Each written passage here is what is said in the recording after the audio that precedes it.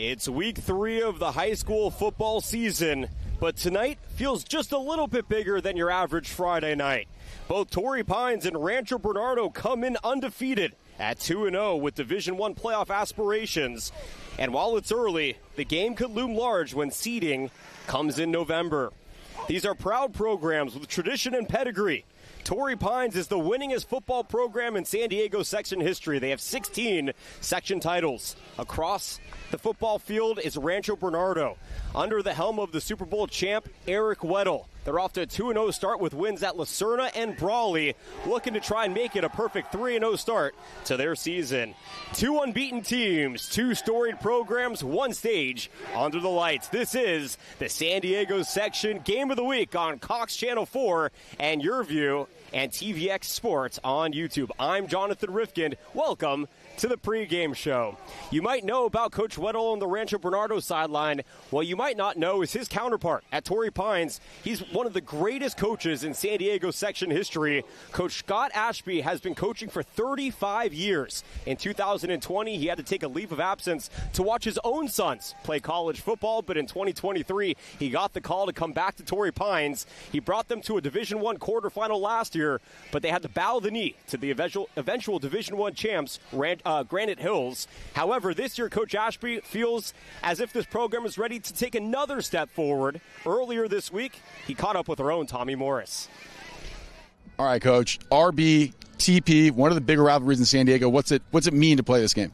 Well, every year you play Rancho Bernardo, you're going to play a disciplined team, a team that likes to hit, runs to the football, plays a good offense. You can go back to the Hamamoto days, the Elrod days, and now with Coach Weddle, it's a lot of fun.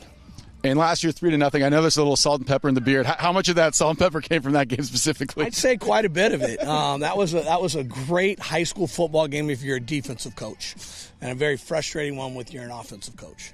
Well, it does seem like, too, especially them over there, they can, if they want to, sort of deflate the ball and take their time. And how, games like that obviously are way more stressful, but they're going to be close. They're going to be fun. So what's it like having to battle through those fourth quarters when it's a 3-point game, a 7-point game, a tie game?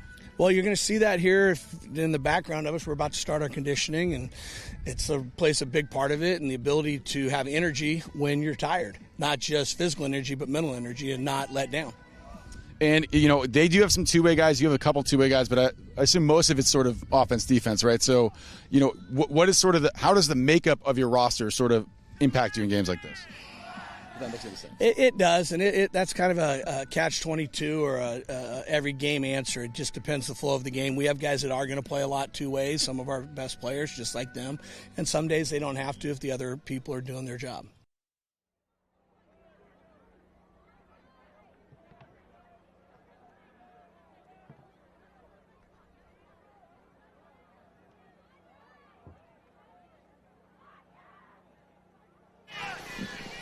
Well, Eric Weddle facing across the football field to his counterpart, Coach Ashby, and as you heard, they're excited about what's to come here tonight. But Coach Weddle on his own side, he is in his 3rd year with Rancho Bernardo. He traded his Sundays for Fridays. The 6-time Pro Bowler and NFL Super Bowl champion is excited about the prospects this season despite facing heavy turnover in the offseason. He also caught up with our own Tommy Morris to talk about the seasons prior as well as what to look forward to this year. Big rivalry game, Torrey Pines, RB. Is this one a little bit different? I know there's some other rivalries on the schedule, but this one has a little more meaning to it, doesn't it? Well, I don't necessarily call it a rivalry. We fortunately haven't beat them in, I think it's 2 decades, and it pains me to say that. So this is a program that's been successful, won a lot over the years, and I have admiration and respect for Coach Ashby and the job he does. I really look up to him and a lot of the coaches in the area. So we are really excited for the challenge and put our best foot forward and hopefully make it a rivalry by winning. You have to win to make it a rivalry. Only a 3-point game last year, right? So it was almost there. Big defensive battle last year. Are you expecting more of the same, or what do you think it's going to look like this year? Yeah, I mean, they're a tough physical group, well-coached, disciplined. We're going to have to manage the early downs offensively, be productive. If we get behind the sticks, it's not going to be very good. And then us on defense, I think we create some problems, and some matchups for them. So it's going to be a good game. I think it's two really good programs, well coached guys, and the boys that play hard, play for each other. I think it's going to be an exciting matchup, and who can create some big plays, who doesn't turn the ball over, convert some third downs and maybe a trick play here and there. But I like the matchup per se.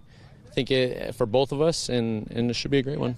We're hoping that too, because that's why we're here. I mean, you guys want to see points, and I know we're going to be throwing the ball, so that's kind of where we're morphing into more of a passing offense and get the ball out on the perimeter to our athletes, and defensively we get after the quarterback, and so we'll see. Hopefully we'll have some fireworks for you guys. Well, Coach Weddle wants to do what San Pasquale couldn't do last week against Torrey Pines. That was stop the pass. But it wasn't just one guy burning them, it was two. A true family affair for the Falcons last week in their win against San Pasquale. Quarterback Blake Miller threw for about $150 and a touchdown. But his brother Logan, a typical wide receiver, is the one that stole the show. Late in the game, his brother pitched his brother the ball on a wheel, and then his brother threw it into the end zone for a touchdown. As far as our research goes, Blake and Logan are the first two brothers in San Diego section history to throw touchdown passes in the same football game.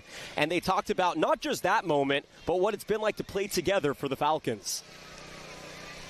All right, we're here with 2/3 of the Miller triplets. Blake, Logan, quarterback, tight end, or do you consider yourself a receiver? What do we put you as? Wide receiver. First question, obviously, what's it like throwing a touchdown pass to your brother? It's fun, just knowing that all the years of hard work with him paying off. What's it like catching one? It honestly feels great because we all have that connection, but it just feels tighter with me and him. So I'm sure there's hours in the backyard that you guys have been thinking about this. You guys are now juniors, so upperclassmen. I have to assume some more of the leadership roles. Granted, you're a quarterback, right? So you sort of have to do that. So, what has it been like being an upperclassman now? It's good, taking over those leadership roles, like you said, leading the team, hopefully to get some more victories. It's just a lot of responsibility and just all that leadership, and then follow the leaders as well, do what they say, and then do what needs to be done. So last week against San Pasquale, you both threw a touchdown pass. Is that the first time that you've ever done that in the same game? Yes, sir. And whose was better? Mine, 100%. Well, yours is a trick play, right? So did you guys know during the week this is going to work, or is it one of those ones didn't work in practice? We'll figure it out when we get there. How did it from your perspective? How did it look in practice? Throughout the week, it was looking pretty good. It's just he missed them a few times, so I was a little bit concerned about that. Just getting the ball to the wide open guy. Well, it helps when your brother is that wide open guy, because the brotherly love and the connection are shown in that moment. On the other side for Rancho Bernardo, it's the coach's son, Gage Weddle, who will be leading things out. But he's not only the quarterback, he's a two-way player. The best athlete in the class of 2028 in the nation, according to Rivals.com. That is a huge accolade for a two-way guy. He threw for over 1,100 passing yards a season ago and 12 touchdowns. He averaged over 7 tackles per game. This season, he's excited to lead the charge for his team. And by the way, the 4-star already has offers from USC, Oregon State, BYU, just to name a few. The future is bright for the young Weddle. All right, Gage, quarterback, safety. I'm sure you could also play 10 other positions on the field, athlete. What looks better on paper, quarterback, safety, athlete? What do you prefer to call yourself? I like athlete because I enjoy both the positions just as much as I enjoy safety just as much as quarterback, and quarterback just as much as safety. So I like athlete. So there are a lot of guys who play both ways, but not a lot of times it's a quarterback and something else. So what's it like having to go from defense to now you really got to kind of focus on 10 other dudes as a quarterback, because it's sort of a different position than anything else? For sure. I mean, it's definitely hard mentally. I feel like I have to, going from safety, you have to be this rigid type of tempo type of guy, and then a quarterback, you got to calm it down, look what you're seeing. Look at what you're seeing on defense and lead your guys. And I think it's tough for me sometimes to be that type of guy, which is two different sides of the spectrum, But that's some things that I enjoy about it because it's challenging. So we're never going to see you slide, right, when you take off? Actually, I slid in the scrimmage. I actually slid in the scrimmage. Okay, so yeah, I mean, how hard is it for you to have to do that? Because I know instinctively you probably don't want to do that. Yeah, I mean, I need to think about it because I don't want to take more hits, and it makes sense either get out of bounds or slide. But I mean, you can use those extra yards. Yeah, exactly. Yeah, yards. Well, quarterbacks need somebody to throw the ball to, and Blake has one on the Torrey Pines side, a big body in his tight end, Kevin Jackson, who has separated himself as one of the better tight ends in San Diego. He's picked up offers from the University of San Diego and Northern Arizona University. He's a big physical presence in the passing game and a dominant force on the line of scrimmage, somebody who is integral to the operation of this Falcon offense. Jackson, earlier this week, talked with our own Tommy Morris. Here with Kevin Jackson. Kevin, tell the people position, all the good stuff about you. Kevin Jackson. I play middle linebacker and tight end here at Torrey Pines High School. More exciting, offense or defense? Scoring touchdowns is fun, but defense is a lot more exciting, getting a stop. So you'd rather have a stop, a huge hit than a touchdown. Is that fair? I'd say so, yes. So Rancho Bernardo, this is a huge rivalry between two North County schools that are pretty well known around San Diego. Last year, we were talking about this earlier, 3-0, so not quite a barn burner. Sure. But how intense was that game last year? It was very intense. It was a battle. Yeah, we had to fight for everything. And I'm assuming you like games like that, right? It's more exciting when it's close. What's it going to take this year to come out with the same outcome? Maybe not for us TV guys, maybe not 3-0, maybe a little more points. But yeah, what's it going to take this year? I mean, they're a great team, right? It's going to be a battle just like last year, hoping for the same result. Yeah, we're just going to go out there and play our game. And what has been the biggest change you think between this year's team and last year's team? Excuse me. I know you're going to be a senior, so you're obviously probably pretty biased towards this group. But what's been the difference between this year and last year? Offensive development for sure. We're getting it going. We have a good coaching staff offensively, and Blake Miller, he's getting it going on the offensive side.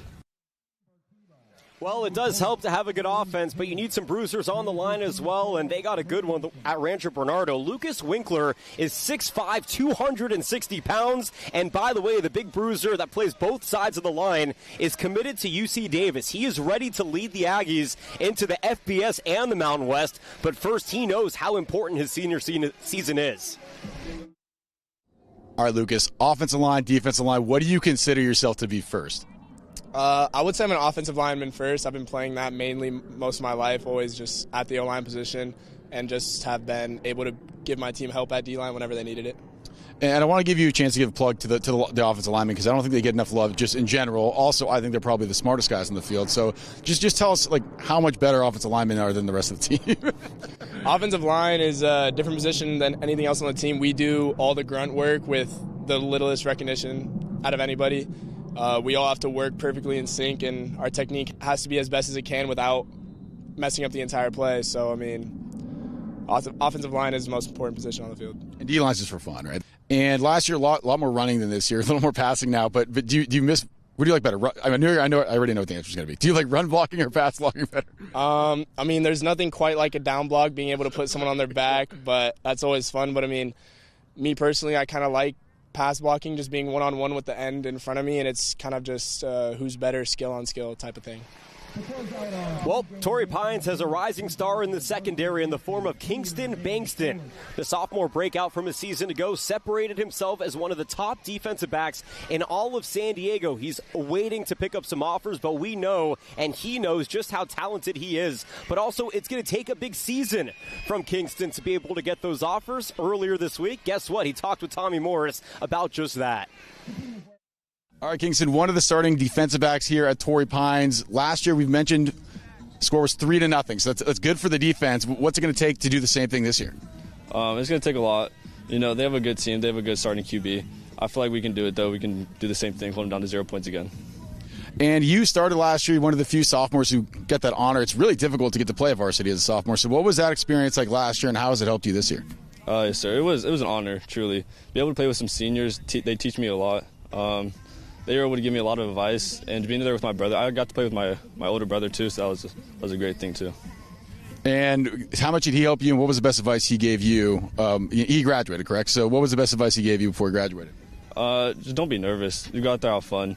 The best thing is high school football. Don't take it for granted.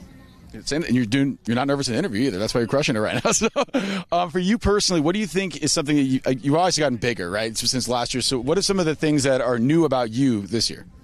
I feel like I've perfected my craft a bit more. Of course, there's always flaws. I can always make myself better. But I feel like I've made my techniques better. I'm hitting better.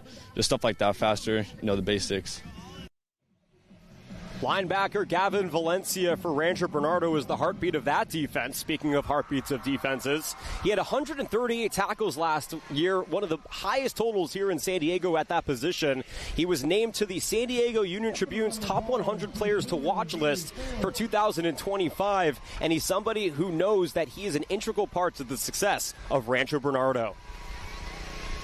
We're here with Rancho Bernardo's leader in tackles. Gavin, how do you do, what is it that gets you to be in the right spot for all these tackles? I think we just have a great game plan every week, just studying my keys and just, running the ball, playing hard, be physical.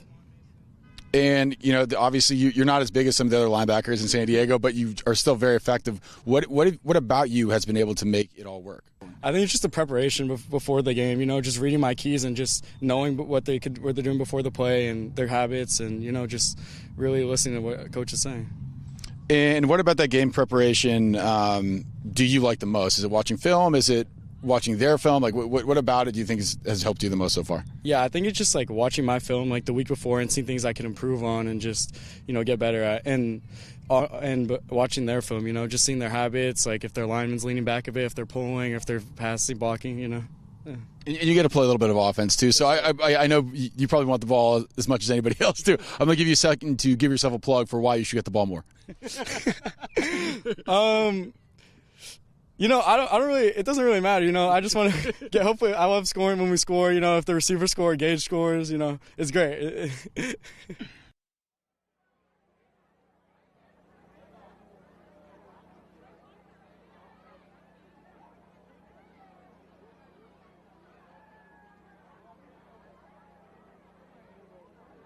Well, last year was a 3-0 score. Both these coaches hoping for a bit more offense. Rancho Bernardo, Torrey Pines going to battle it out under the lights. We're going to step aside. The pregame show continues after this.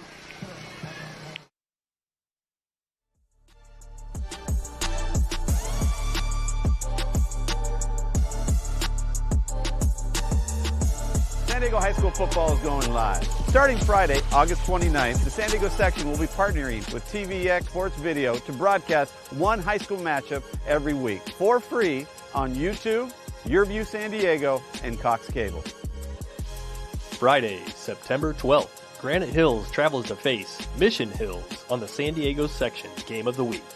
Watch live on YouTube at TVX Sports Video, Cox Channel 4, and YurView California.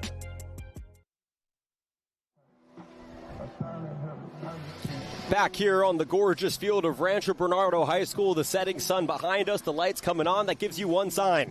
It's time for Friday Night Lights. Here in San Diego, the pregame show continues for our San Diego section Game of the Week. Jonathan Rifkind, delighted to be with you. Jack Cronin's going to join us from the booth here after the turn of the hour. But these two teams coming in at 2-0. Rancho Bernardo has not started 2-0 in the 3 years of the Eric Weddle era, so a good opportunity here. Torrey Pines is no stranger, but Torrey Pines has to go on the road for 4 games after this, including into conference play, where they play in the toughest conference in San Diego in the Avocado League.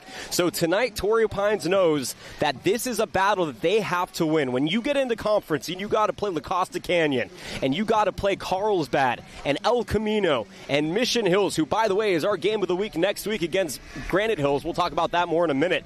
You know that these games are that much more important because it is almost impossible to get out of that Avocado League unscathed. So if you can find a way to take care of business in the pre-conference games and play good teams, you find yourself in a solid position. And Torrey Pines, they have done that so far. They started off the year against La Jolla and dominated the Vikings with ease. Then they took it to San Pasqual last week, but they have been circling this game, week number 3 on the calendar, as an important one because, as we mentioned in the open, when it comes to playoff seeding time, strength of schedule matters. Overall record has been thrown out the window. St. Augustine didn't win a regular season game last year, and they were able to make the postseason. So Torrey Pines knows you have to build up your strength of schedule, but you have to win. And Rancho Bernardo is in prime opportunity to play spoiler here tonight at home in front of the home crowd on a gorgeous Friday night. Well, we're going to step aside and we're going to move on here, but the coaches are going to speak, and then when we return, we will have kickoff for you.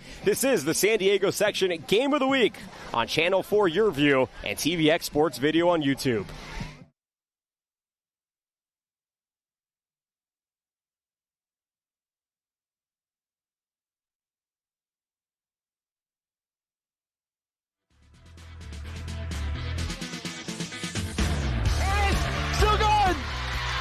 On the opening kick of the game to the house. Handoff for Robinson. He's got it plus more. He's still going. Rashad Robinson, touchdown. But that was one of the most incredible individual efforts I've seen in a long time in high school football. That was an incredible run by Rashad Robinson.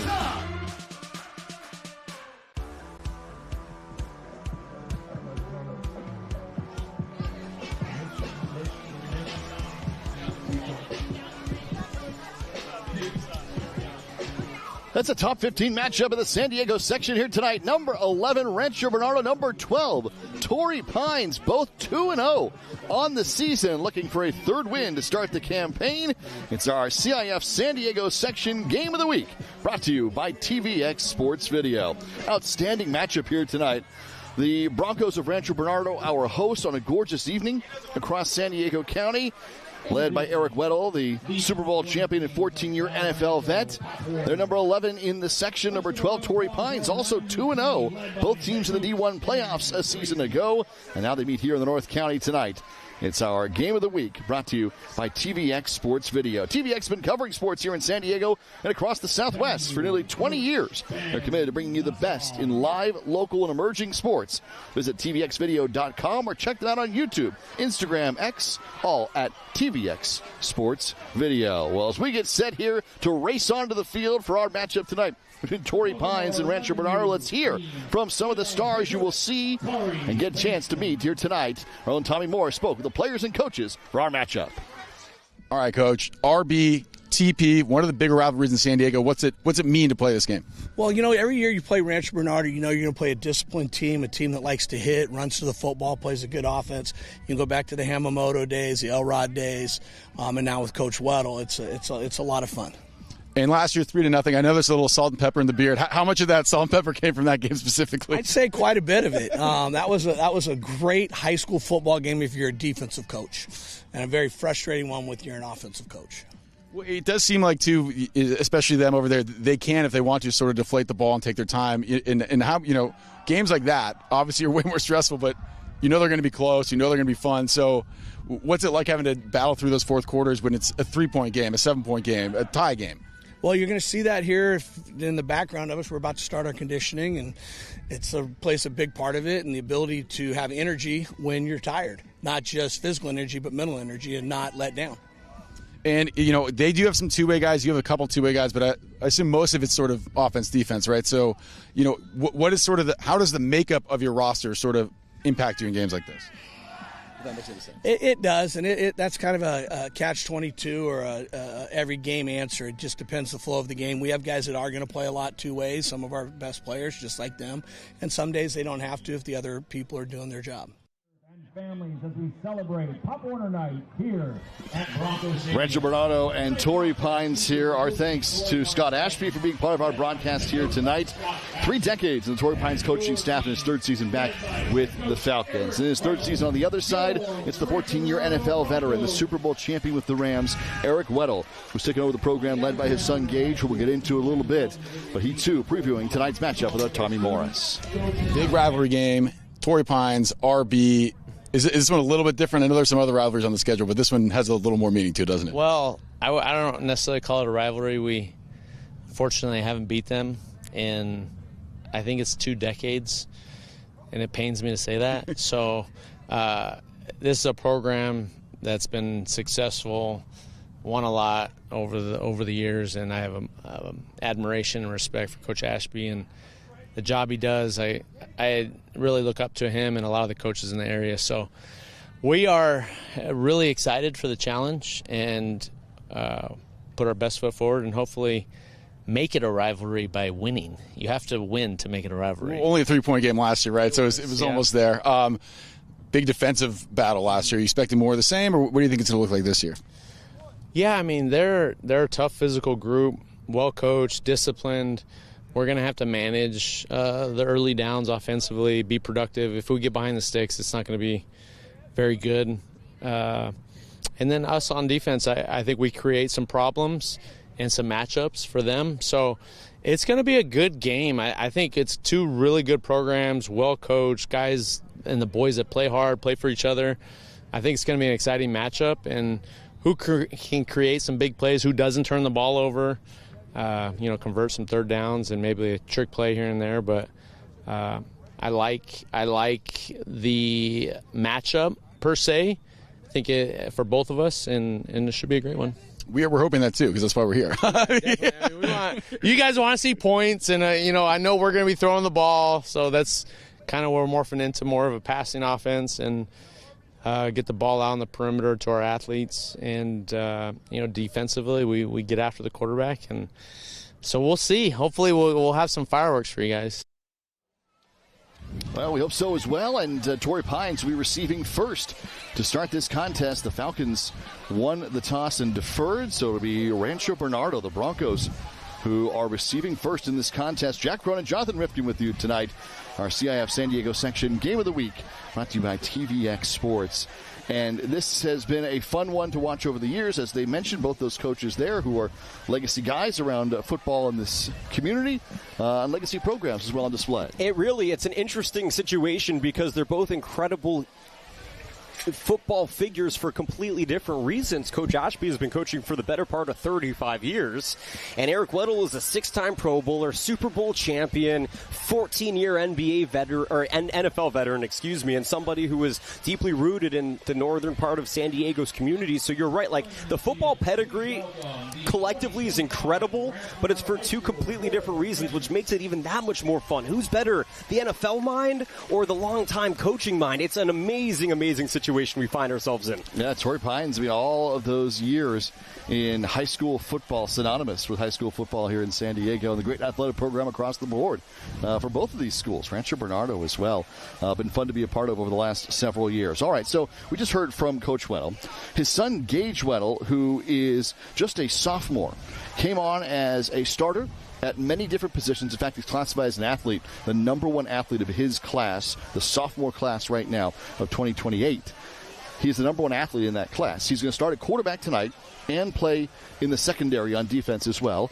There have been so many times. I remember I called a game, Jonathan, where Eric Weddle was playing for Utah against San Diego State at Qualcomm Stadium, where he, as a defensive player, scored 3 touchdowns. He scored one on offense. They brought him in as a kind of a wildcat direct snap, and he returned 2 touchdowns for TD. So this, it doesn't surprise me that Gage Weddle plays that kind of brand of football, and he'll also be quarterbacking this offense tonight. He's a Swiss Army knife. He's somebody that you can pull out in any situation because he is going to out-athlete you. That's why in the conversation, if you were with us during the pregame show, he told Tommy Morris, I like considering myself an athlete because that puts him now in this nondescript box where he can go and be inserted for the team's utmost success because he is faster than everybody and he has a heck of a football IQ. And by the way, he wasn't destined to be the quarterback of this team. It sort of happened to fall into his lap that way, and to throw for 1,100 yards a season ago, to average 7 tackles per game while he is throwing for those 1,100 yards is an incredible feat. But at the end of the day, I think that his defensive presence is really what stands out. But he is this team's quarterback, and they have to act accordingly as well. Yeah, he's the team's leading rusher and passer. As Jonathan mentioned, a year ago, he had 90 tackles. He was second on the team in tackles, threw for 1,100 yards, ran for another 621 combined touchdowns. That was just on offense. So this year, he is the leading rusher, and he runs the offense as the quarterback as well. So it will be a big focal point on both sides of the ball, where number 22 is, where Gage Weddle is, what he's doing, and how well he is playing. Remember, he came on strong as a freshman last year. He's only a sophomore. And so whatever you see from him tonight, know how good he is. He's only in his second year of high school football. And that's the scary thing, Jack, is when you're an underclassman, you're just this talented, right? And now all of a sudden, I think there's this perception where if you're the coach's son, then you're always going to be elevated beyond your true means. But the truth is that Gage Weddle has exploded onto the national scene as a freshman and now into his sophomore year, which shows that his pedigree goes beyond just the last name that he wears on his back. It's truly associated to his abilities on the field and how he composes himself and his leadership ability. I mean, when you look at a complete, somebody who may be a little bit undersized, but he plays in the secondary, so it's perfect. So when you see somebody sort of with his approach, with his pedigree, it makes sense that he's getting national attention for the class of 2028. And you hit the nail on the head, Jack. What you see here tonight is still the front nine of his high school football career. Yeah. Imagine what he's going to be on the back nine starting next year, his junior season. He's got incredible offers already around the country. Just a sophomore. These are high-profile, big-time power conference schools who are already looking. And obviously the name, puts you on the early radar, but you got to produce to get to that kind of level. And he has done that at Rancho Bernardo, leading the way. They have several other great players. Here's the captain, Lucas Winkler, who is at 6'5", 255, going to UC Davis next season as an offensive lineman, and they got plenty of guys who can run the ball, and Wales got plenty of targets as well.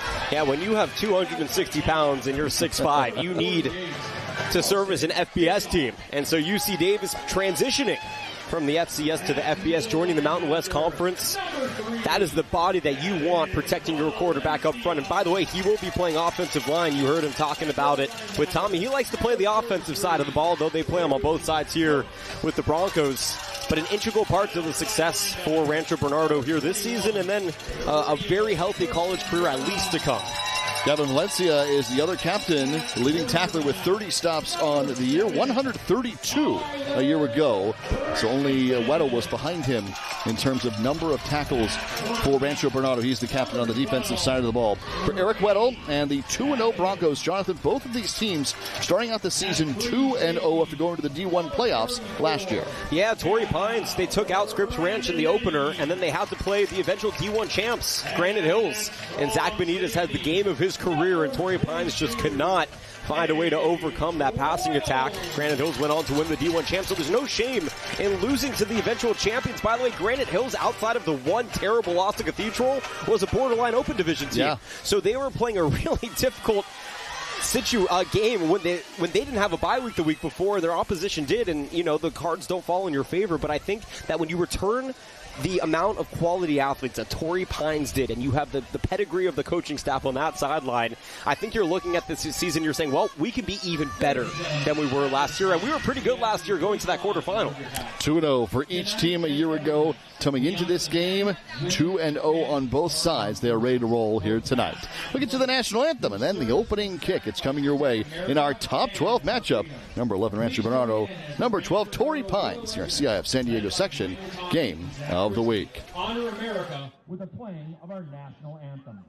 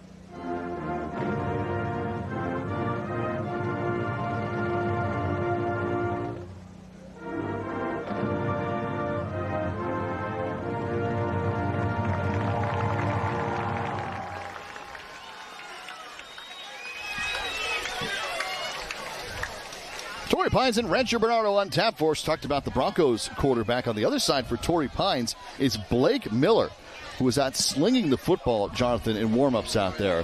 Strong arm. Very impressive for Blake Miller. The junior quarterback has thrown for 300-plus yards in the first 2 games and 3 touchdowns. Well, after watching his brother throw a touchdown pass last week and seeing the strength that his brother has in that right arm, he said, wait a second, I'm the quarterback of this team.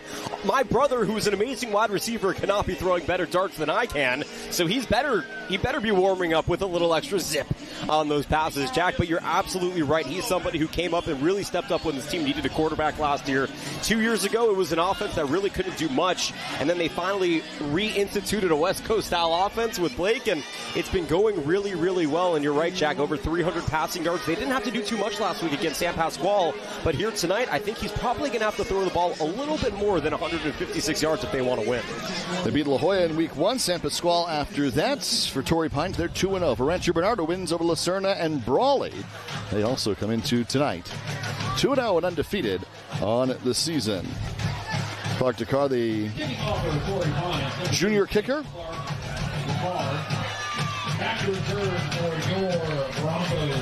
You know, Jack, I think that it's an interesting situation here for Rancho Bernardo to start off with the ball first. I think at home in a game of this magnitude, you probably would like to receive the second half kickoff so you can gauge where the momentum is and the adjustments you need to make and then start with possession. But I like the idea of getting the ball first here. If they can, safely handle the return, maybe you get on the board first and get some momentum. There's the opening kick. Silas Christensen will take it at the 3-yard line. Christensen, the early return for Rancho Bernardo, taken down at the 31.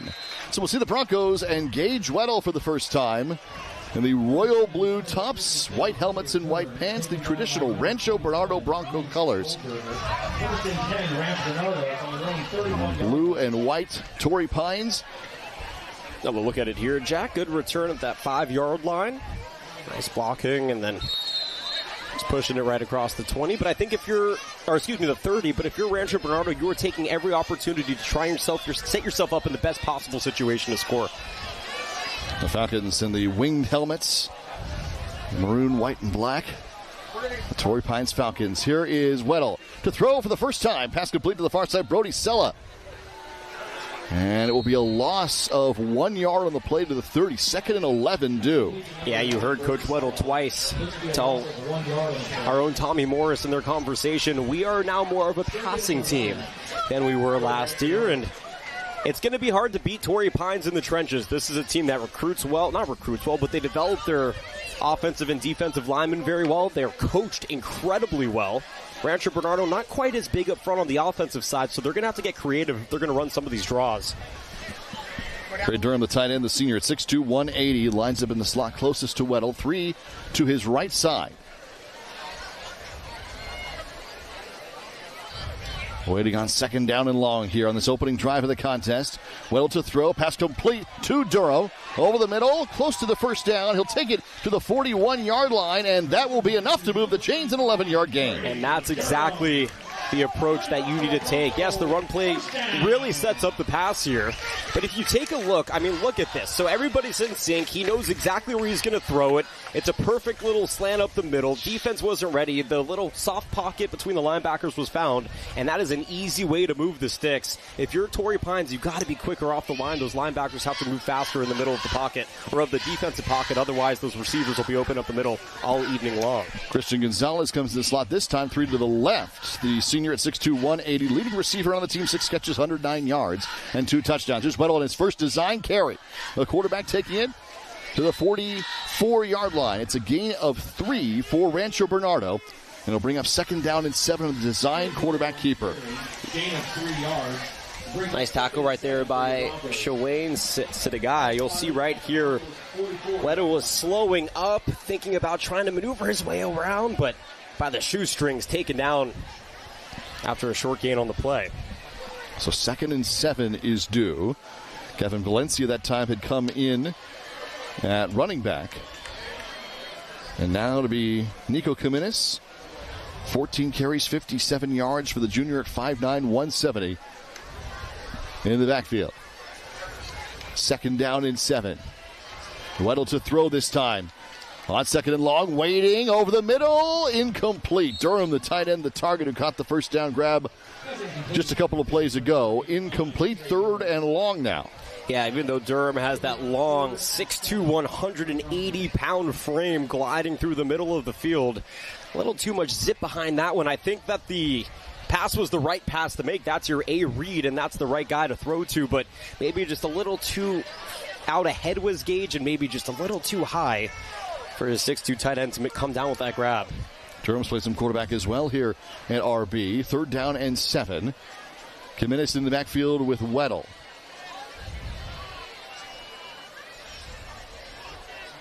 On 3rd down and 7, it's Durham who goes in motion. Weddle steps up against pressure, incomplete. Well, broken up on the play. It was intended for Gonzalez, and it'll be a punting situation now for Rancho Bernardo. Yeah, you'll take a look at it here. Weddle sort of telegraphs this. He looked right, and then the blitz came, and him looking right let the defense know that odds are that was his primary target. The double was ready. The throw was pressured.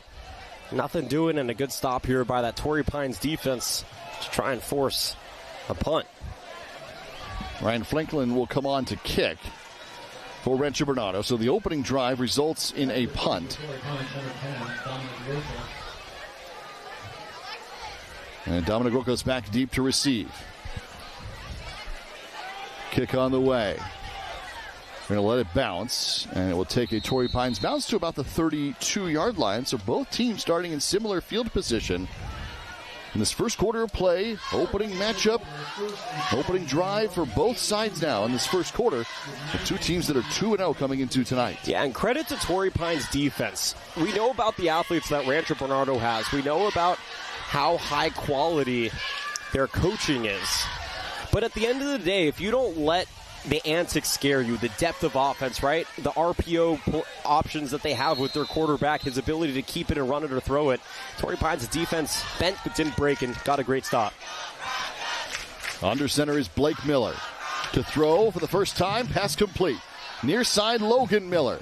The brothers' connection, and it will be about 10 yards, very close to a first down. Let's see where they mark the football. It is going to be a 10-yard gain.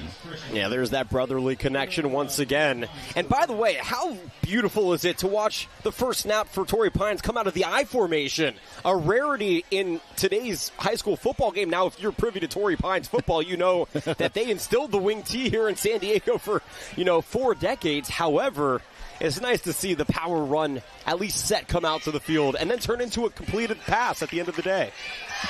Nice connection. Blake Miller to Logan Miller. Part of triplets, the Billy Caden rugby player. Now a penalty flag, the first of our contest, right at the snap of the 42-yard line. It's going to be a false start against Torrey Pines and move them back 5 yards. Our first penalty of the evening. Yeah, if you're Torrey Pines, this is where Rancho Bernardo can really hurt you in taking advantage of your own mistakes. In a game like this, when you're on the road, it's a rivalry game. Yes, a nice turnout for you, but you're still on your opponent's home turf. You want to try and play as clean of a game as possible because while it may not necessarily be pound for pound an even matchup, Rancho Bernardo has more than enough in the tank to get the win here tonight. You do not want to give them any extra momentum, hope, or opportunity for that to happen if you're Torrey Pines. It's 1st and 15 after the penalty. This time Miller will work out of the shotgun. 3 wide, handoff to Dominic Rocca.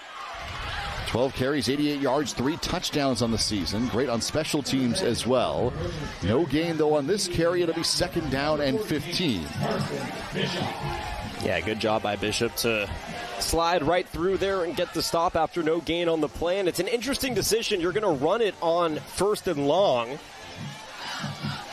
Defense was ready for it, but now you only have those 2 downs to try and make something happen. You get some of those yards back you could run on 2nd down, but now 2nd down becomes purely a passing play. Carson Bischoff with the tackle, the junior. Again, 3 wide for Torrey Pines. Miller, shotgun to throw. 2nd and 15, far side pass complete. Out across the 45 to the 46-yard line. There's Evan Anderson. The catch for 22 yards earlier. And now the junior gets half of that yardage back. at the 46. Yeah, he's a really good route runner, and you could just see it, a comebacker. Miller was ready. They weren't looking to get all of it right there, but you recognize the soft coverage by the secondary and frees up just enough time to get a chunk of those yards back and set up a 3rd and 6. 3rd down. The 46-yard line. They come with 4 wide this time.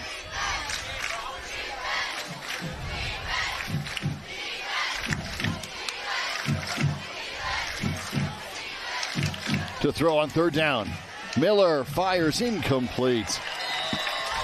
Trying to find Logan Bonner, the junior. 6 catches, 92 yards just last week. But it goes incomplete, and now it's 4th down for Torrey Pines this time. They'll keep the offense out there and quickly come toward the line.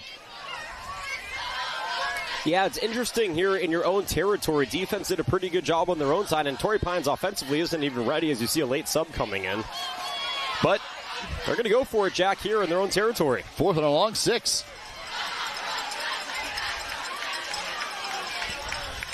And Miller will pooch it. Good end-over-end kick. This one is trending toward inside the 5. Will it make it there? It falls at the 6-yard line. What a pooch punt from Blake Miller. They call it a pooch punt because the word pooch is used as the term cute, right? When you see a pooch, a dog, you think, oh, it's a cute dog. Oh, it's a cute punt. There was nothing cute about that punt. That was putting Rancho Bernardo's back against the walls on this drive.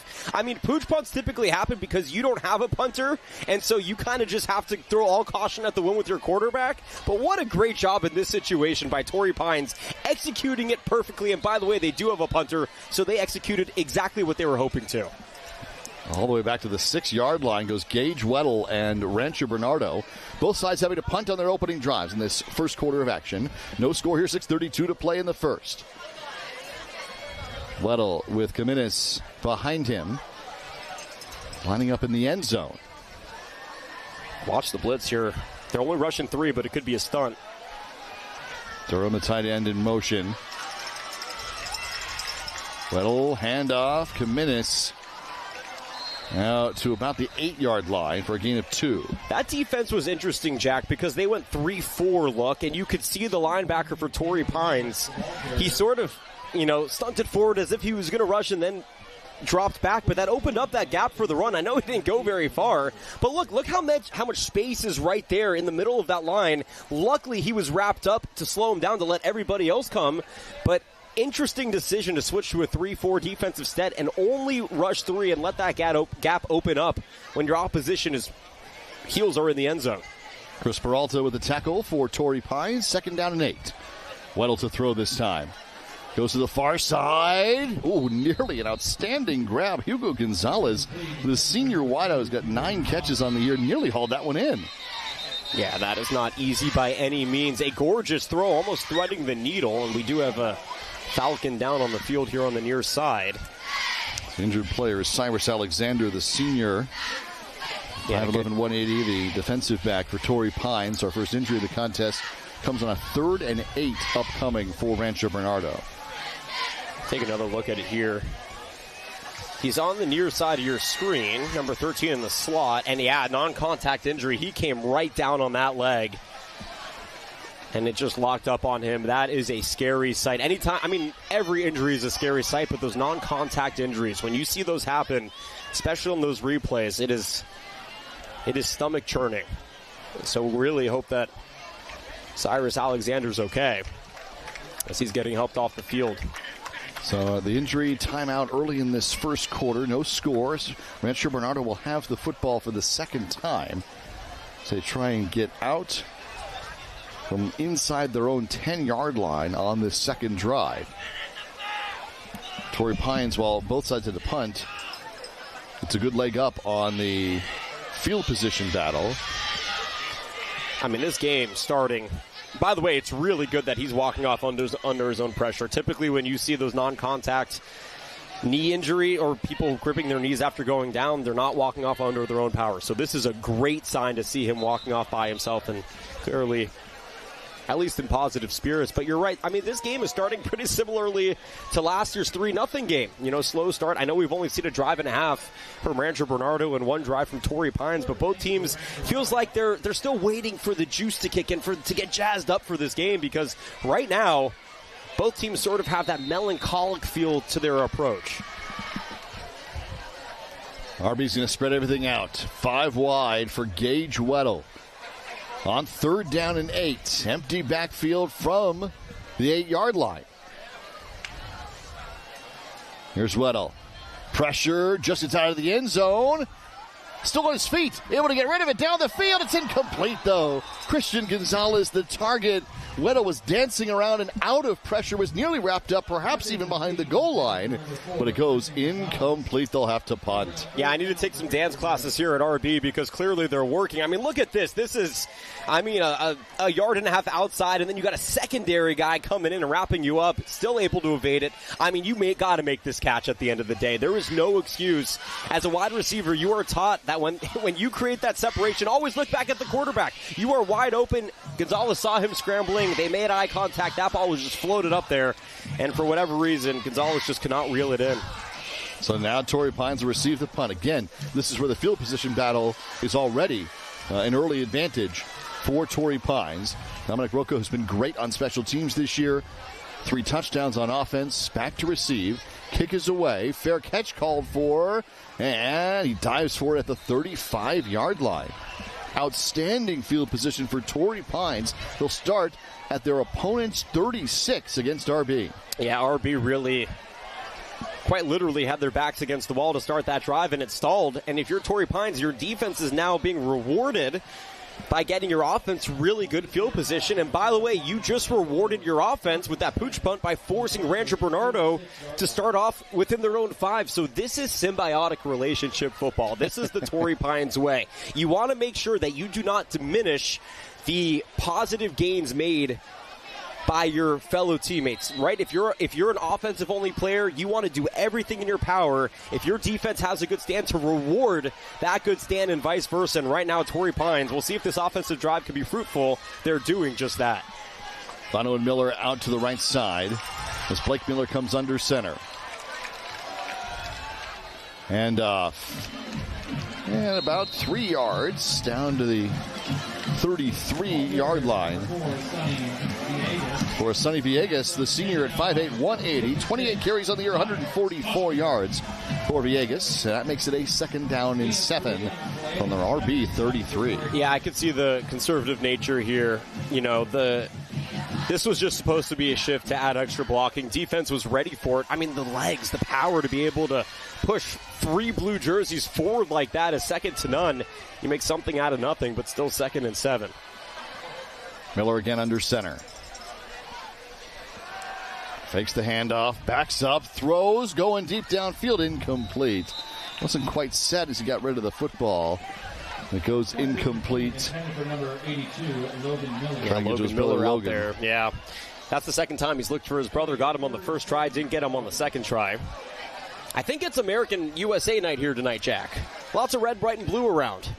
Great stuff from the Bronco crowd. Big time showing up here tonight against Torrey Pines. Great to see it on a Friday night. Yeah, North County football has really taken a turn for the better the last couple of years, and Rancho Bernardo has been in the thick of that transition. Nice to see the fans are showing out for their support. Now 3rd and long. Miller, quick toss, far side complete for the 1st down. And get it inside the 25-yard line. A connection with Logan Miller again. Yeah, soft coverage on the outside. Logan moving from the slot where he was the last 3 snaps. Alone in the X. Again, soft zone coverage, freeing up more than enough yardage for the aforementioned Miller to get the 1st down and some change and set his team up for that just outside the red zone opportunity. The brothers have connected now for a couple of 1st down plays. This is 1st and 10 from the 24. 4 minutes to go, no score, 1st quarter. Blake Miller coming under center. And penalty flags will come in. And this might go against RB.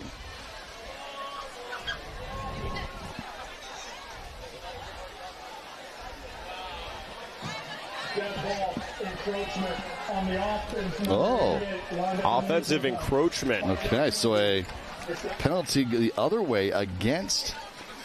It's going to go on Cam Nishnik, one of the other tight ends on this team. He and Luke Jackson sort of split the line there, and right there he just got caught moving. And that's a fortuitous penalty for an RB defense that's struggling right now. 1st and 15 after the encroachment on the offensive side. Handoff. Villegas still going, powering his way down inside the 10. To the 8-yard line. 1st and goal for Torrey Pines. Oh, Silas Christensen exploding out of his position in the secondary and realizing he was the last line of defense. Had Christensen not slid over. I mean, look at this explosion right there, just right through that gap. Plenty of space. Beat a man here. Christensen lowers the shoulder, says, well, you're going to have to try one more time to get into that end zone because it ain't happening right now. But a nice run to set up a 1st and goal, Jack. 1st and goal from the 8 for Torrey Pines. Looking for our first score of the contest. Villegas in the backfield. As Miller works out of the shotgun.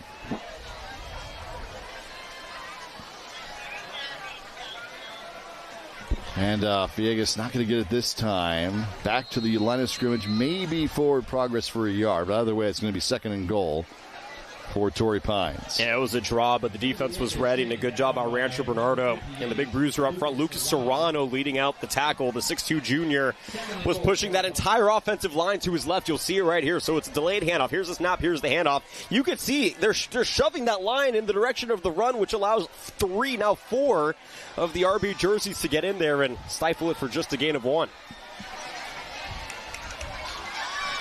High formation. Power look. And Villegas, and taken down. Right shy of the 5-yard line. Well played. Carson Bischoff was in a great first quarter. Yeah, the starting linebacker on this team at 6'4" knows the stakes right now. And on the power run, he recognized that running back was going to ISO right to him. Just swallowed him up for a second down stop, turning into 3rd down. 3rd and 6. Goal to go situation.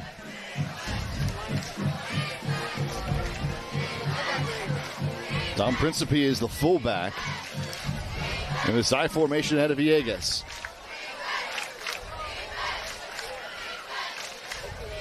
Miller to throw on 3rd and goal. He's got it right at the goal line and stopped at the 1.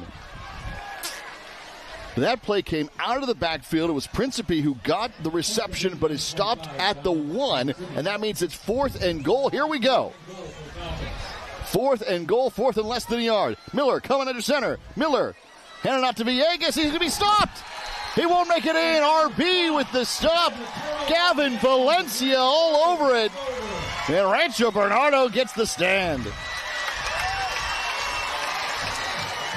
Well, the Broncos able to swing momentum, at least for the moment, back to their favor. A great job to get set and just wait.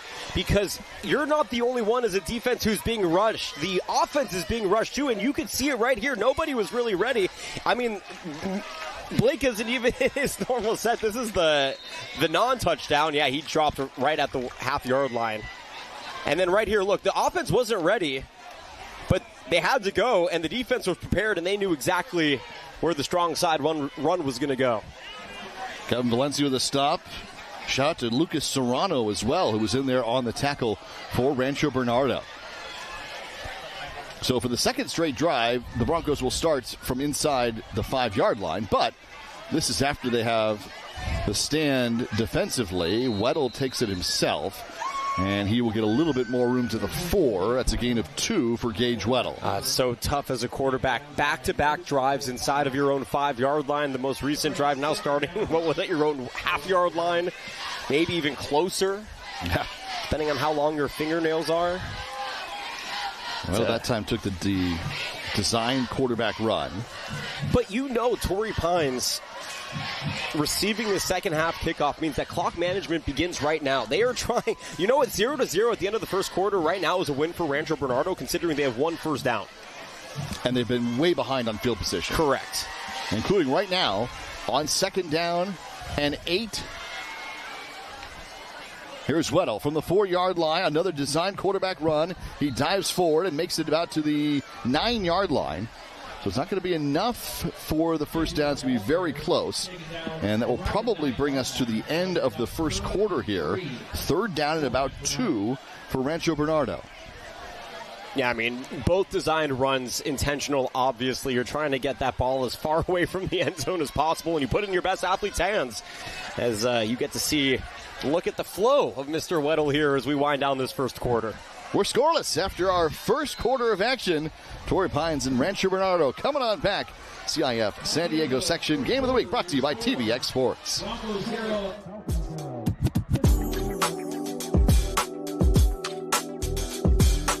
San Diego High School football is going live. Starting Friday, August 29th, the San Diego section will be partnering with TVX Sports Video to broadcast one high school matchup every week for free on YouTube, YurView San Diego, and Cox Cable. Friday, September 12th, Granite Hills travels to face Mission Hills on the San Diego section game of the week.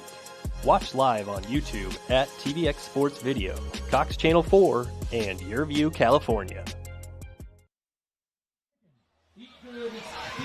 What a great night here in San Diego. It's been warm the last couple of weeks. September is always a warm month here at America's finest city. But we're still at 71 degrees as we start the second quarter of play. Pretty humid week. We had some thunderstorms pop up in the mountains. 79% humidity here still. It's just approaching 8 o'clock in San Diego tonight. So very nice, fun, warm evenings. Have some pretty hot days here, relatively speaking, of course, for San Diego. And I will tell you that both of these teams are practicing maintenance right now. The fans not so much are. I mean, this student section in front of us that is absolutely packed out has been on their feet the entire time, which is great to see. Sometimes you don't get continuity across the board when it comes to high school football. Some high schools have amazing student sections and some have, a little bit left to be desired. Not here at RB, though. They are doing it right, and these students are probably going to stand the entire evening. The question is, can their team give them something to continue to stand for here as we begin the second quarter?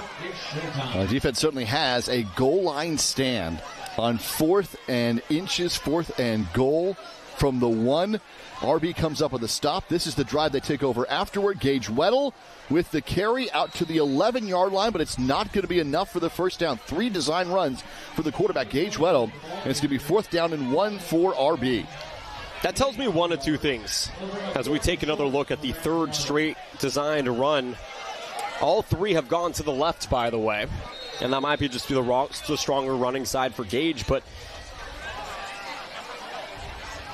you can tell that Rancho Bernardo, as we know, trust their quarterback utmost with the ball in his hands. But I'm wondering, is it over trust or is it not enough trust in everybody else? If they're going to allow him to run the ball 3 straight times, because that's a throwing situation. You're 3rd and about 6 as they come to measure out this ball. That's a throwing situation. Unless you're really going to throw in the flag on that play against a team that's done a really good job of spotting your quarterback, in my opinion, it's a throwing situation. So bring the chains out.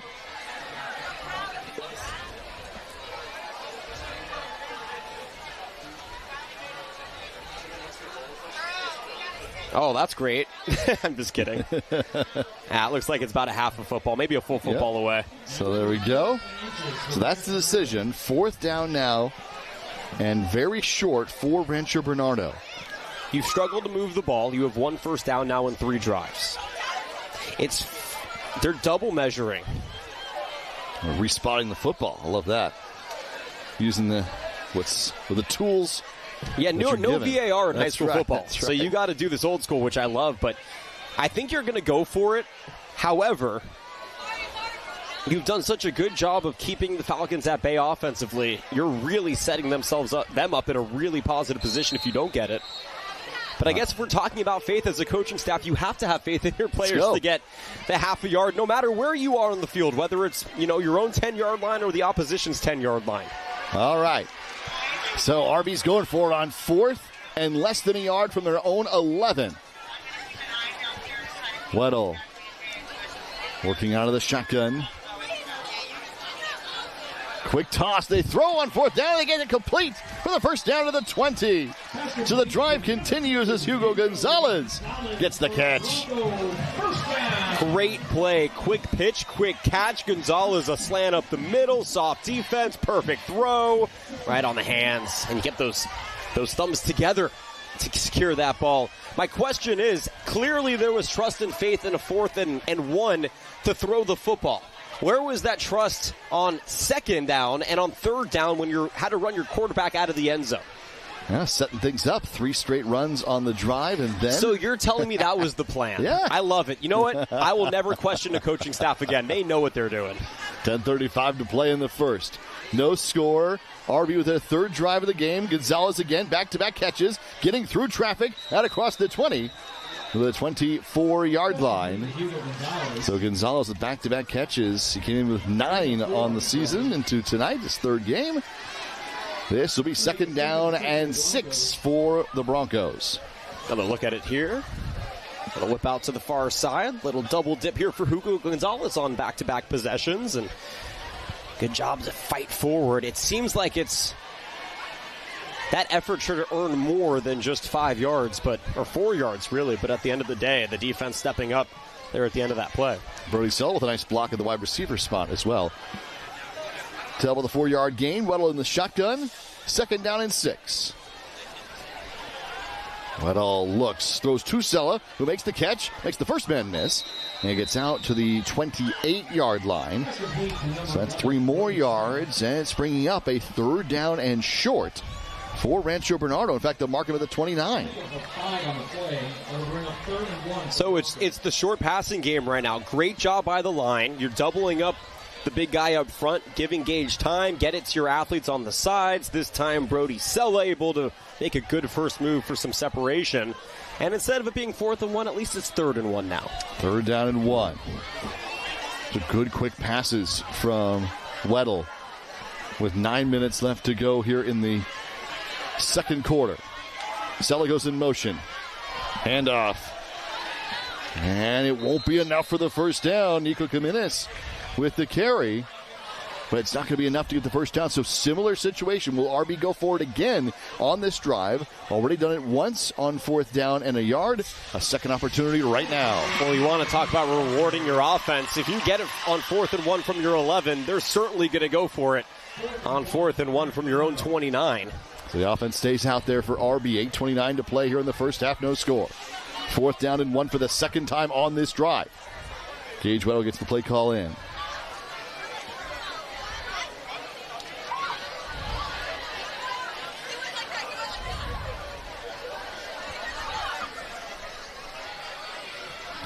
Out of the shotgun, he'll take it himself. Weddle coming to the near side. He's got the first down and more. Weddle across the 40, cuts it back across midfield, spinning his way down to the 47-yard line. Into Falcon territory and a first down game. Gage Weddle turning the throttle into the next Gage as he shifts into 4th gear. Look at this. I mean, he is surveying. That was not the gap he was originally going to hit. He was going to go around in the last moment, saw it, and then right here becomes the battle. I mean, even though he is wrapped up around the hips and now the knee and now the ankle, it still takes the second guy to hit him to get him down. RB, nice blocking as well. That was bring their quarterback. Don Principe, by the way, on the stop, but a very difficult stop at that. So 1st and 10 from the Falcon 47-yard line. Play action. Weddle stepping up against pressure. Hit as he throws. Far side. Incomplete. Trying to get a Hugo Gonzalez. I think the pressure impacted that throw. Incomplete. Yeah, it felt like Gonzalez was there, but the throw came in a tad late. Maybe he was a little early on his turn there, and so Gage felt like maybe he had to release it. But there's time here in the pocket. Good job by the line to play the play action. There's your window of opportunity for a moment, but not enough zip, as Torrey Pines was able to snuff it out. Another one from Shion Sidigai. 2nd down now and 10 from the 47-yard line. Weddle with Gavin Valencia in the backfield.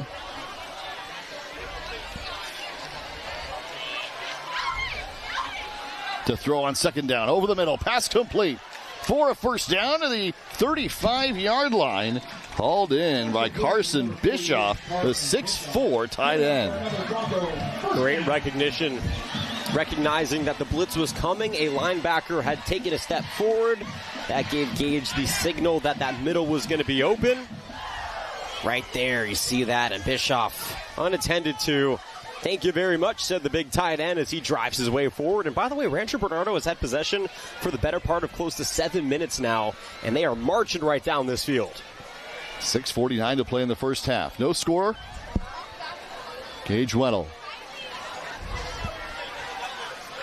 Near side, that one's complete. Inside the 30 to the 25-yard line, Tyson Wilcox, the junior, with the reception. Yeah, first reception of the season for Mr. Wilcox, coming at an opportune time. And now you set your team up just shy of the red zone with the 25. And when you started at the 1-yard line and you have to go marching against a team that just stopped you in that same position, it's not an easy battle, especially with 2 fourth downs. But big guys step up in big moments. And Gage and his wide receivers have recognized the defensive soft spots and have executed here on this drive. Rancho Bernardo's defense got a goal line stand to take over at the 1. Went for it on fourth down and won twice on this drive, and now they've got it 1st and 10 from the Falcon 25-yard line. Weddle on play action, steps up and fires. It's picked off, intercepted. Torrey Pines, Henry Kendall pulls it down for the INT, and they'll take it to the 22-yard line. Intercepted by number 12. A great job by Kendall. And wearing that club as well to get the INT. It's supposed to make it harder to catch a football. Absolutely. Which, by the way, you'll see him extend with one hand. That's why he had to catch it. Here's a good play action. Offensive line, great hold, secondary hold up front. And then, yeah, you could see, look at that, right with that right hand. A one-handed interception while wearing a club on your left hand. He uses just the one hand to get the INT. Somebody call Sports Center because that's a top 10 play. I don't know if I've ever seen that. And by the way, that's a great shot. You can see the hands on the heads of everybody in the home crowd because they could not believe what they just saw with that one-handed interception. And by the way, for the fact that they're high IQ quarterback to throw it is just another one of those moments right there. Man, that is a heck of a play by Henry Kendall. The junior, he's not just wearing like the one little club on his hand for the injury. He's wearing his entire cast. Right. Like there should be miles of signatures on that cast from all of his teammates. That's right. And he picks it off in the run of play with one hand. Unbelievable stuff. Oh, not a tip ball. Not a fluky play. That was just a... And by the way, all of us thought that the receiver, we all thought that was an open pass. He kind of just came out of nowhere, in real time at least, and that hand was up there, and he came down with it. Unbelievable. So what was a promising drive for Rancho Bernardo has ended with the interception. This is Dominic Rocco for the carry, the senior. He takes it to the 27-yard line. Gain of 5, 3rd down and 5 on the way. 5:44 to play. Here in the first half, still no score. Torrey Pines went for it on 4th and goal from the 1, did not get in, turned it over on downs. Rancho Bernardo with the interception. So we still are scoreless here with just over 5 minutes to play in the first. Not that there's ever a positive interception situation. But what a deflating interception situation. 2 4th and 1s converted for 4 first downs, including one at your own 11-yard line. And then the drive stalls on an interception close to the red zone. Frustrating for the offense. 3rd down and 5. Blake Miller under center. And we're going to have a delay of game. It's fun to hear these because in high school you hear in the stands, people think that there's no clock because there is no play clock that you can see in the stadium, but they keep it on their timer on the field. So the officials know where, the proverbial play clock is, but, fans don't really realize that you can still get delay of games in high school football. So now it becomes 3rd and 10. And by the way, a very unideal time for that penalty to come in. 3rd and long. I formation for Miller.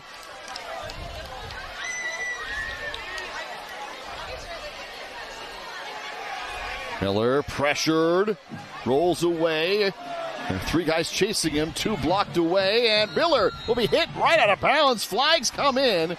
Pushing and shoving along the far sideline as Blake Miller takes a hit It looked like he got the 10 yards. Probably had to run 50 of them just to get those positive 10. But he's out of bounds as they sort out the penalties. Oh, he is so tough. I mean, he's up there limping, and he's telling everybody that he's fine. And by the way, I thought there was an illegal block in the back here. Look up to your left side, right there. Yeah. That looked to me like, and that was right in front of the back line judge. But nonetheless, I mean, you can't be hitting players like this. Gavin Valencia, he's going out of bounds. Got to protect everybody, and unfortunately, it's going to turn into personal fouls here for Rancho Bernardo. So it is Gavin Valencia who gets hit with the late hit call, 15-yard penalty, and will move the football to the 47-yard line. And I understand, like, you are trained in high school football. Like, you want to make sure that you're getting your hits. And in real time, that's a bang-bang play. It's really hard when you're trained a certain way to tell your subconscious to stop because that guy's going out of bounds. It's a compromised situation to be in at this stage of the game as a defender. So I give a little bit of empathy to Gavin, but I am glad at the end of the day that Blake is okay, and that was a penalty called. And Hiroka is going to be stopped. Loss of 2 yards. Rancho Bernardo's line has been holding tough. Yep.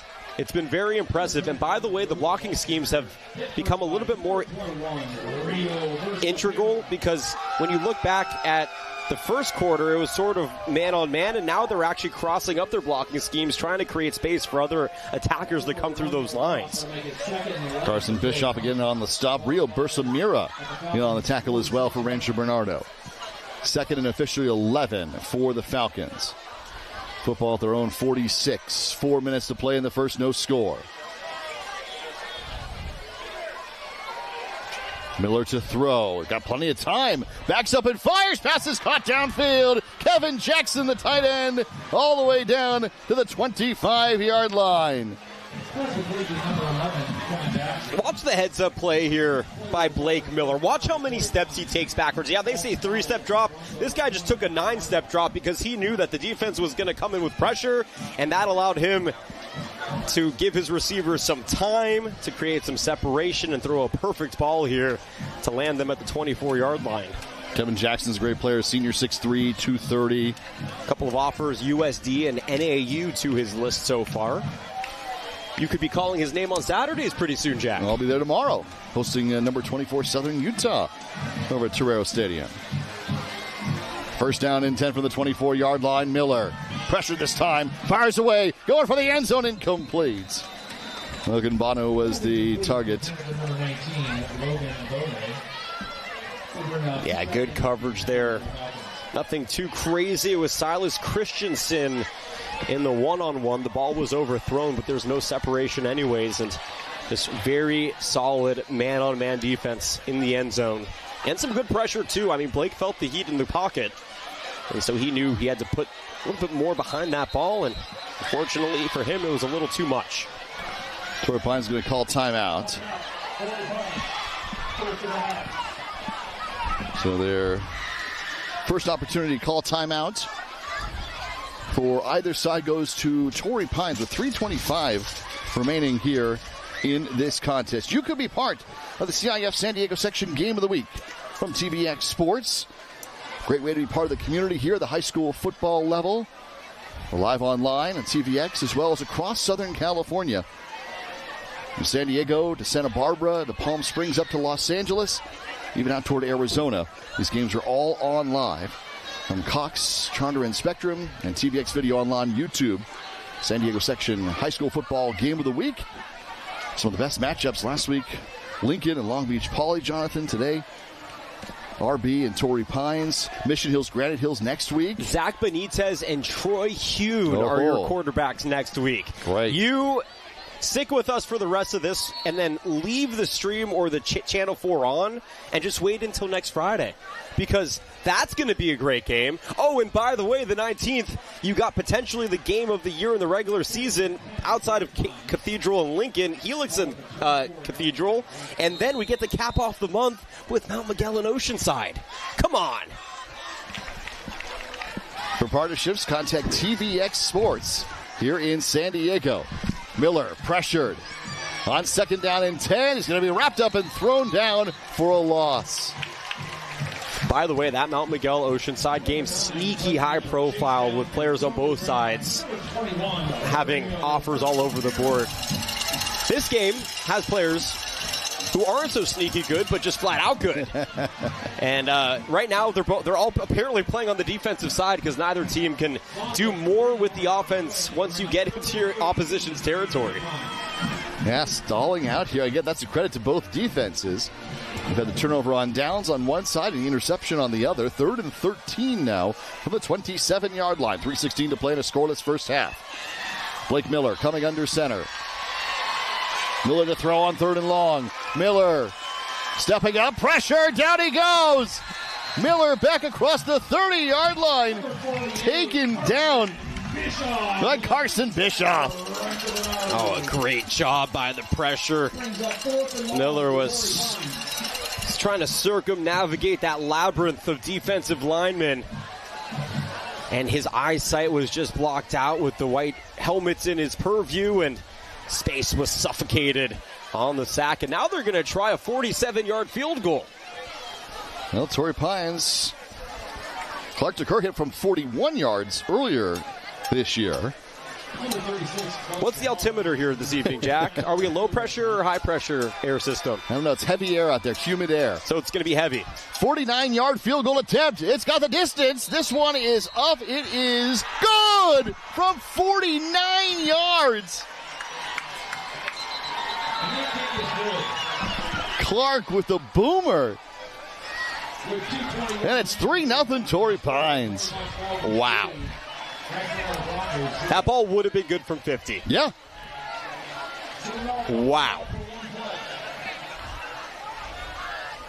I mean, I don't have much analysis for you. It was incredible. I mean, everybody just has to be on the line. It's a good snap. It's a good hold. There's plenty of time, and he got just on the nose of the bottom of that football. I mean, that's good from 53, 54. Oh, that yeah. Is. And if we were playing at altitude, that's good from 80. Well done. Wow. And now we have matched our score from last year. 3-0 Torrey Pines on a 49-yard field goal. Do not see.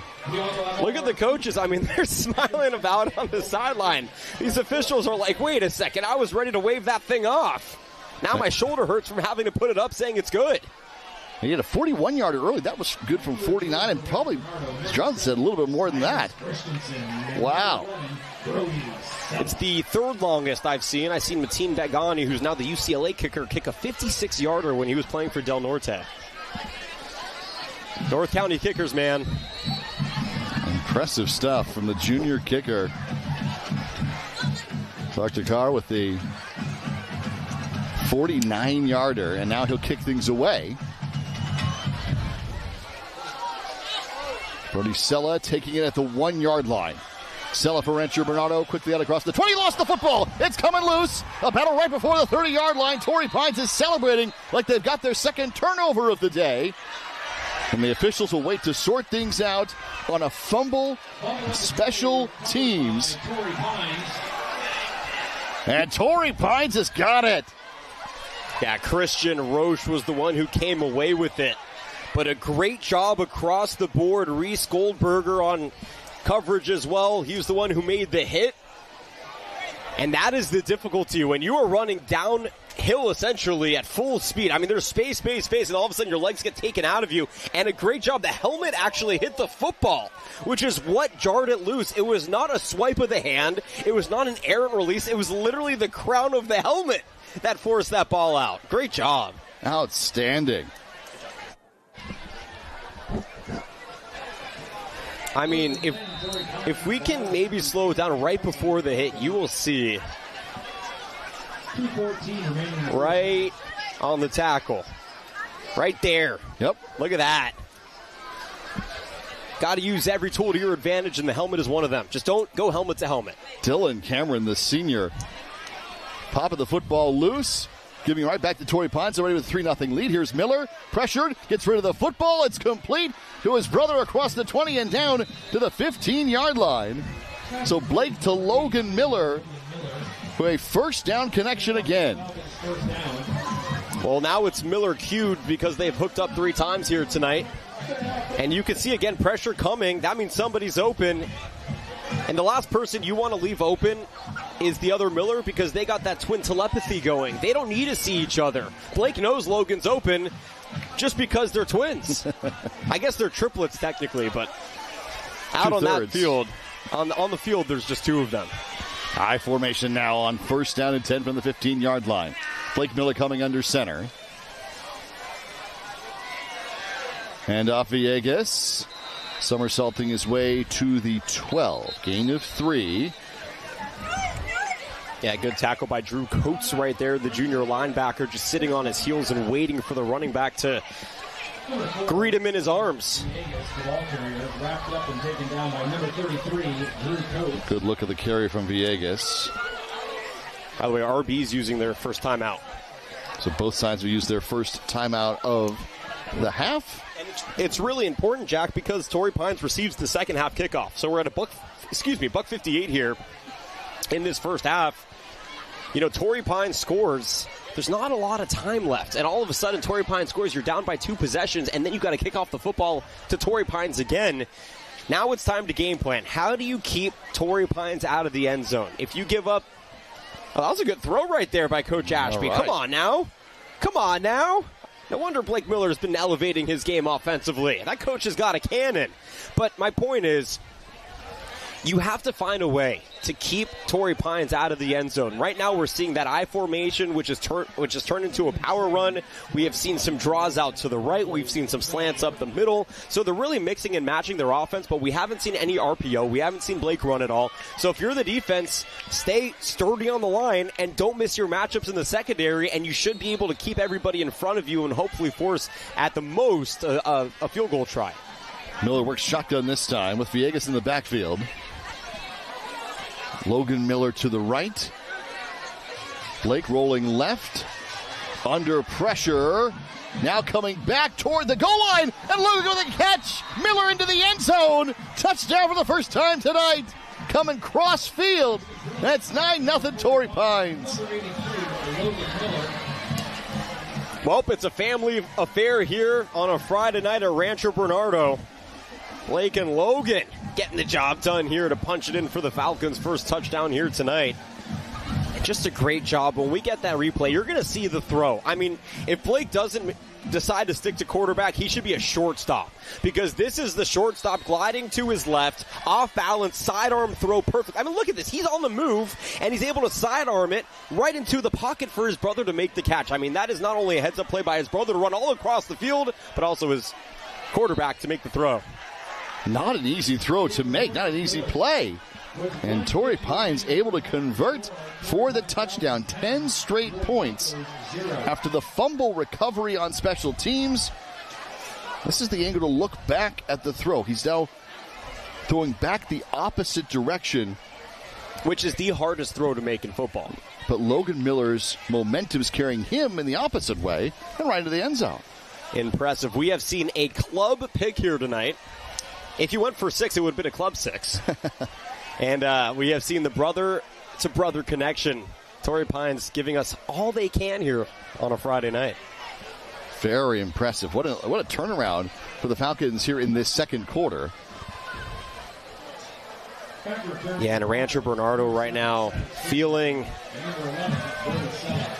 this deficit. They had that one really good drive where they were able to march what ended up being just about 60 yards before the interception was thrown. But they have to find a way to orchestrate that drive again and continue to play their offense, because it started to work. They started to build continuity. They started to build the chemistry that you need to beat this Torrey Pines team.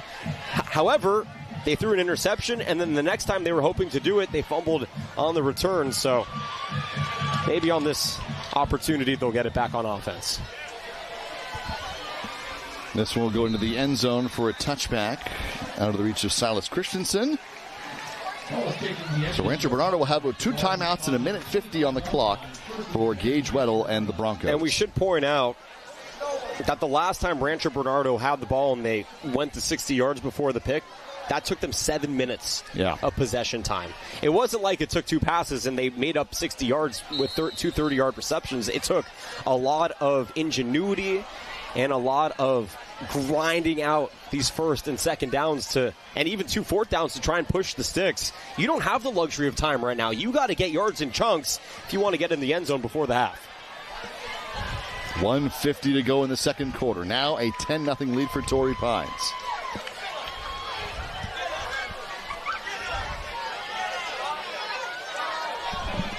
Incomplete. Trying to find Gonzalez.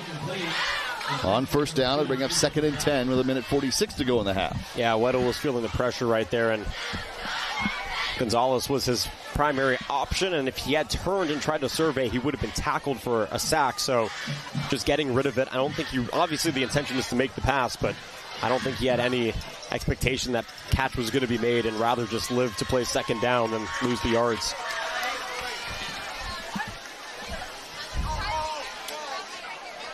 Arby with 4 wide. Weddle, empty backfield.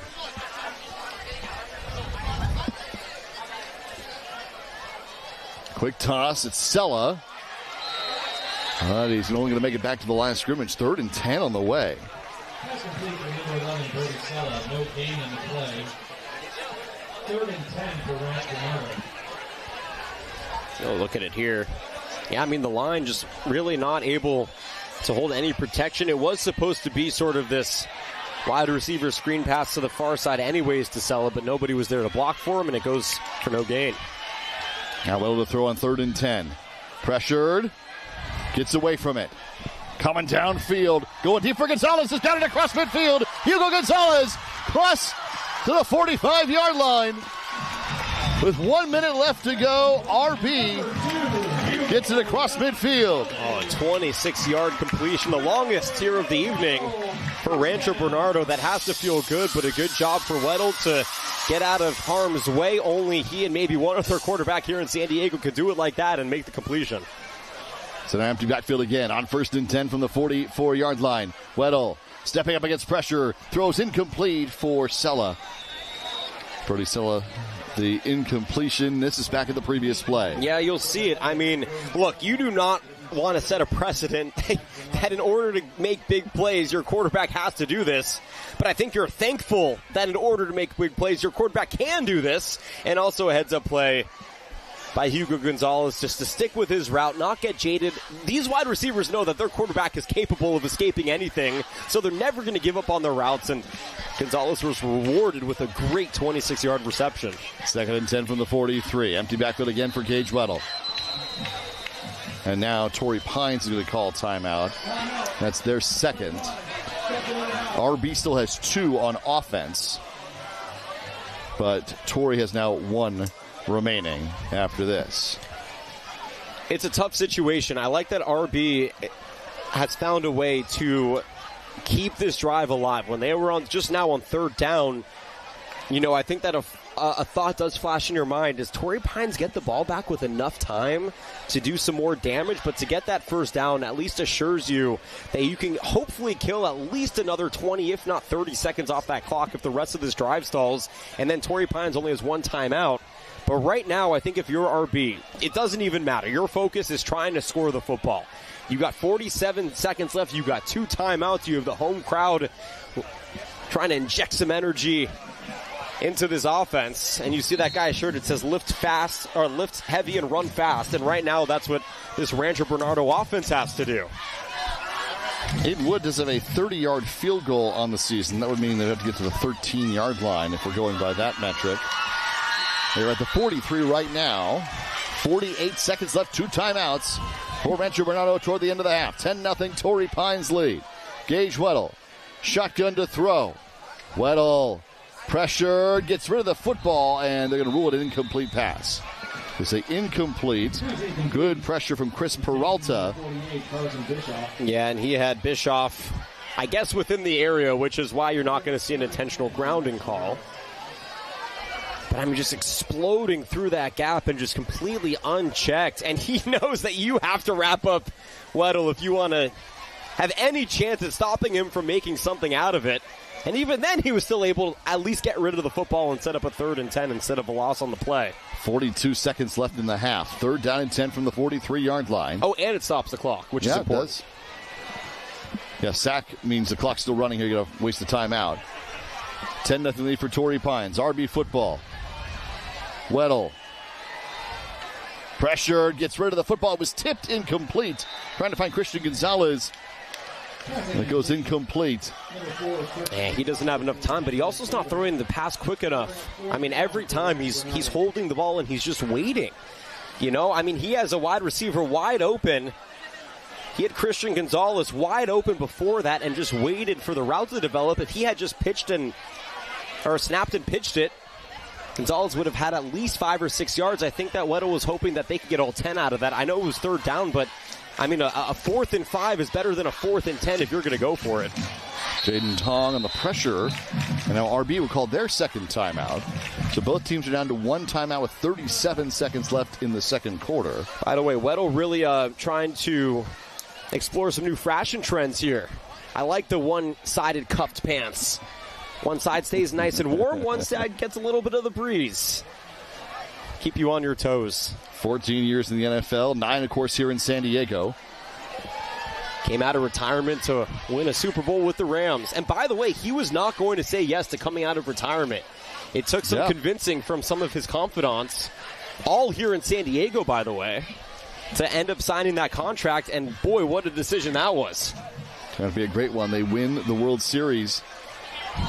The Super Bowl victory for the Rams that year. And then he comes down here and he's put on Coach McCoy's coaching staff. And within 2 games, they said, sir, you're going to be our head coach next year. 3 years in now for Eric Weddle, the Super Bowl champion. Yeah, Gage looks confused because whatever play they were asking him to call, apparently he doesn't have on his play sheet.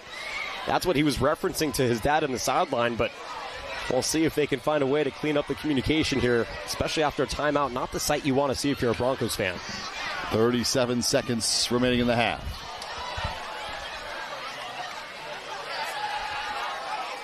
Weddle stepping up, gets rid of it, pass, completed the sideline. Was he inbounds? Yes! It's a completed pass to Hugo Gonzalez.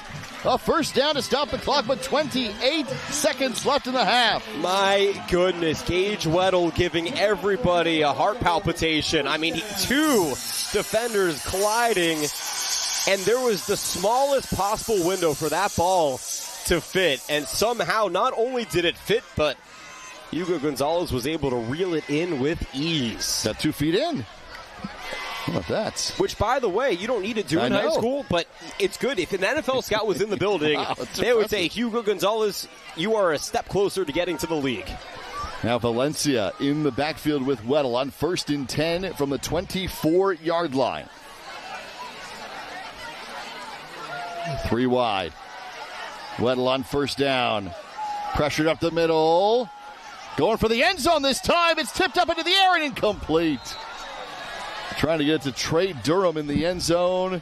Incomplete. You know, the first thought when you see Weddle out in space like that is he should run, but with 20 seconds left and only 1 timeout, he'd rather the clock stop or throw a touchdown pass than run and be put down inbounds, because then the clock has to go and you have to burn your timeout. And then what happens if you stay in bounds and then the clock keeps going and so it was actually very smart for Weddle to throw that football. I know it was in double coverage, but luckily it wasn't picked off, and again, the clock stops here with 20.6. Carter Rose, Kingston Bankston with the coverage. And by the way, Kingston Bankston, somebody who you're going to want to keep in the back of your mind for the next 2 years here in San Diego. He's on the SDUT top 100 players to watch list for this year, and somebody who is poised for a breakout season in the secondary.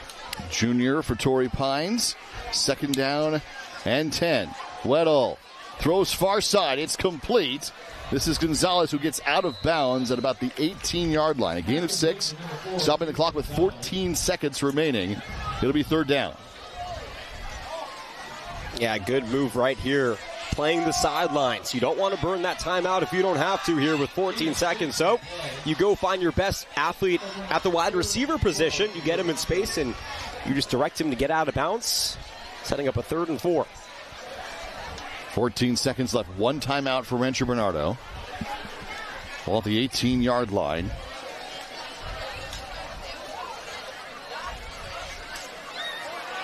It's Valencia in the backfield with Weddle.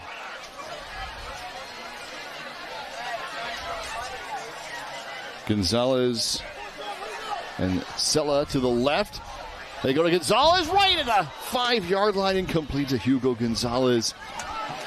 Probably would have been out of bounds shy of the goal line, but what an opportunity. And you'll see Kingston Bankston right here, right before that ball glides to Hugo Gonzalez. It looked like he may have had a chance to tip the pass right there, but actually he didn't. It was just a tad out of Gonzalez's reach, and at 5'10", if he was 6'1", that ball's caught. All right, so it's 4th down here and 4. The decision is to either try the field goal with 9.8 seconds left or to go for it on 4th down. And Rancho Bernardo will call their final timeout of the half. Which means you're probably you're probably kicking the field goal. Because why would you not save your final timeout if you decide to go for it and don't stop the clock but get the first down? We'll see what the decision is from Eric Weddle here, coming out of the timeout on 4th and 4 from the 18. Down by 10 points, one of which is a field goal opportunity. He is talking to the offense, though. I mean, this is a coach who is so unafraid to be aggressive and to win games. To win games where you're trailing 10-0, you have to be aggressive. And that's the NFL mindset. I mean, you play to win no matter what, and Coach Weddle is instilling that culture here at Rancho Bernardo. So, yeah, the analytics, throw them out the window. You know, what I know, throw it out the wall. I don't know much, so it doesn't matter. But I like the idea here of going for it regardless of what the highest percentage of getting points on the board is for this situation, because 3 points isn't going to win you this game. So 9.8 left to go. Well, they're going to kick it, Jack. Hugo Gonzalez is going to be the holder. Aiden Wood will come on to kick things away.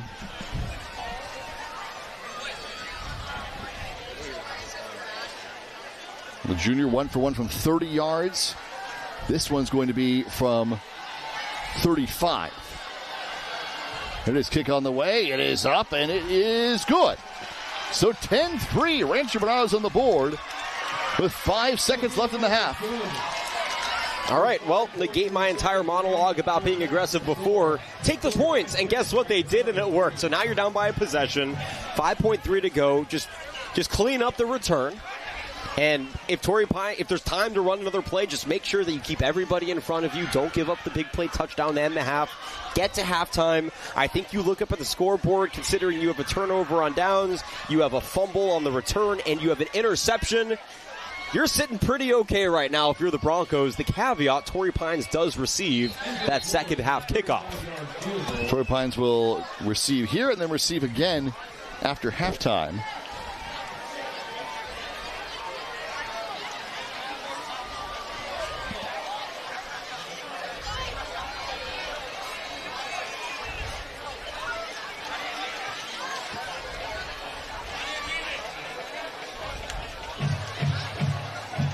Ryan Franklin will kick it away.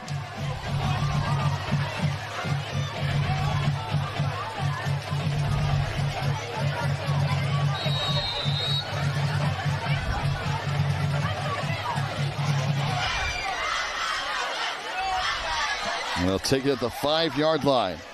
Anderson. A return out to about the 20, and that's going to do it for our first half. So it's a one-score contest at the break.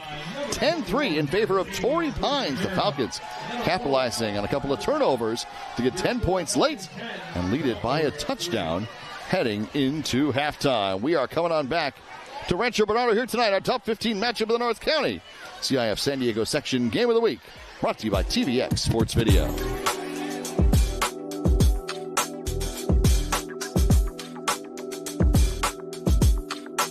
San Diego High School football is going live. Starting Friday, August 29th, the San Diego section will be partnering with TVX Sports Video to broadcast one high school matchup every week for free on YouTube, YurView San Diego, and Cox Cable. Friday, September 12th, Granite Hills travels to face Mission Hills on the San Diego section game of the week. Watch live on YouTube at TVX Sports Video, Cox Channel 4, and YurView, California.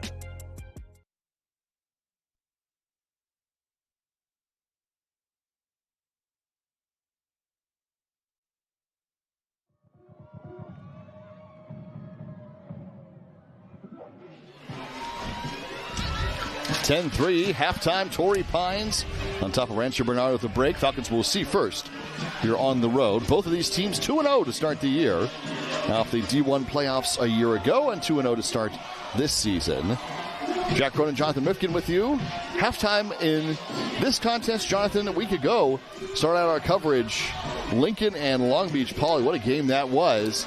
Lincoln racing out to the early lead. Long Beach Poly coming on back late. Yeah, 35-0 at halftime, turning to a 35-14 finish. And, well, it was definitely a game abundant with big plays. Let's see how it went.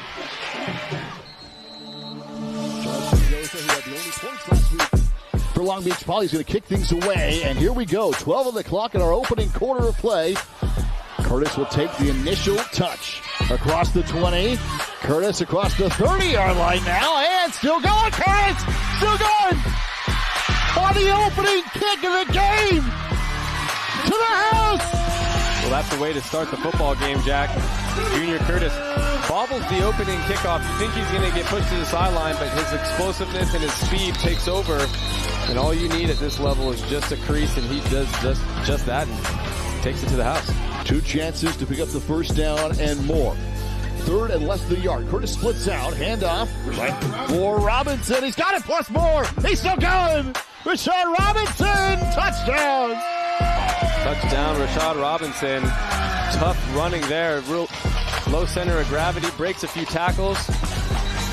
And he does the rest and gets in the end zone. Great individual effort there by Robinson. 4 go to the right side for Roa. Empty backfield. For the Hornets, Roa rolling that way, now coming back to the other side, firing away for Robinson, who makes the catch into the end zone for the second time. What a play! Beautiful play call by Lincoln. They had 4 wide receivers split out to the far side of the field. They snuck Robinson underneath, made him look like he was blocking at first, but he just runs a nice underneath wheel route. 6'2", 170 going to Georgia. This is Rashad Robinson, who's only got 2 touchdowns, and he breaks free. Looking for that hat trick into the end zone. Got it. But that was one of the most incredible individual efforts I've seen in a long time in high school football. That was an incredible run by Rashad Robinson. He is so tough to bring down, so tough to tackle. He gave a little Tyreek Hill peace sign there.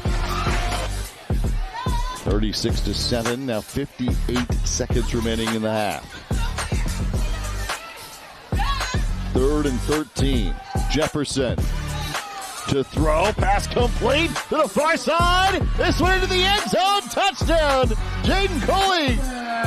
Back-to-back drives for the Jackrabbits, and they're into the end zone. Jaden Coley just running a drag route over the middle and underneath, and they tried to get the linebacker to chip him a bit or make him redirect his route, but he's so fast and so athletic. A great job by Deuce Jefferson, just hitting him in stride.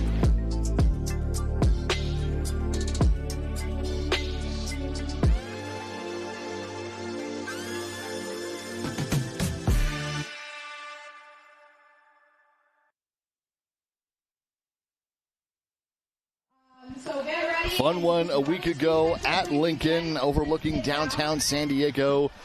And the Hornets, the number 1 team in the San Diego section, last year's Open Division and State champions for the second time in 3 years, get the victory over Great Long Beach Poly squad. Yeah, it was a really good litmus test for a Lincoln team that started off their year 2-0, and you know they're playing all out of San Diego section schools in the pre-conference, really trying to elevate.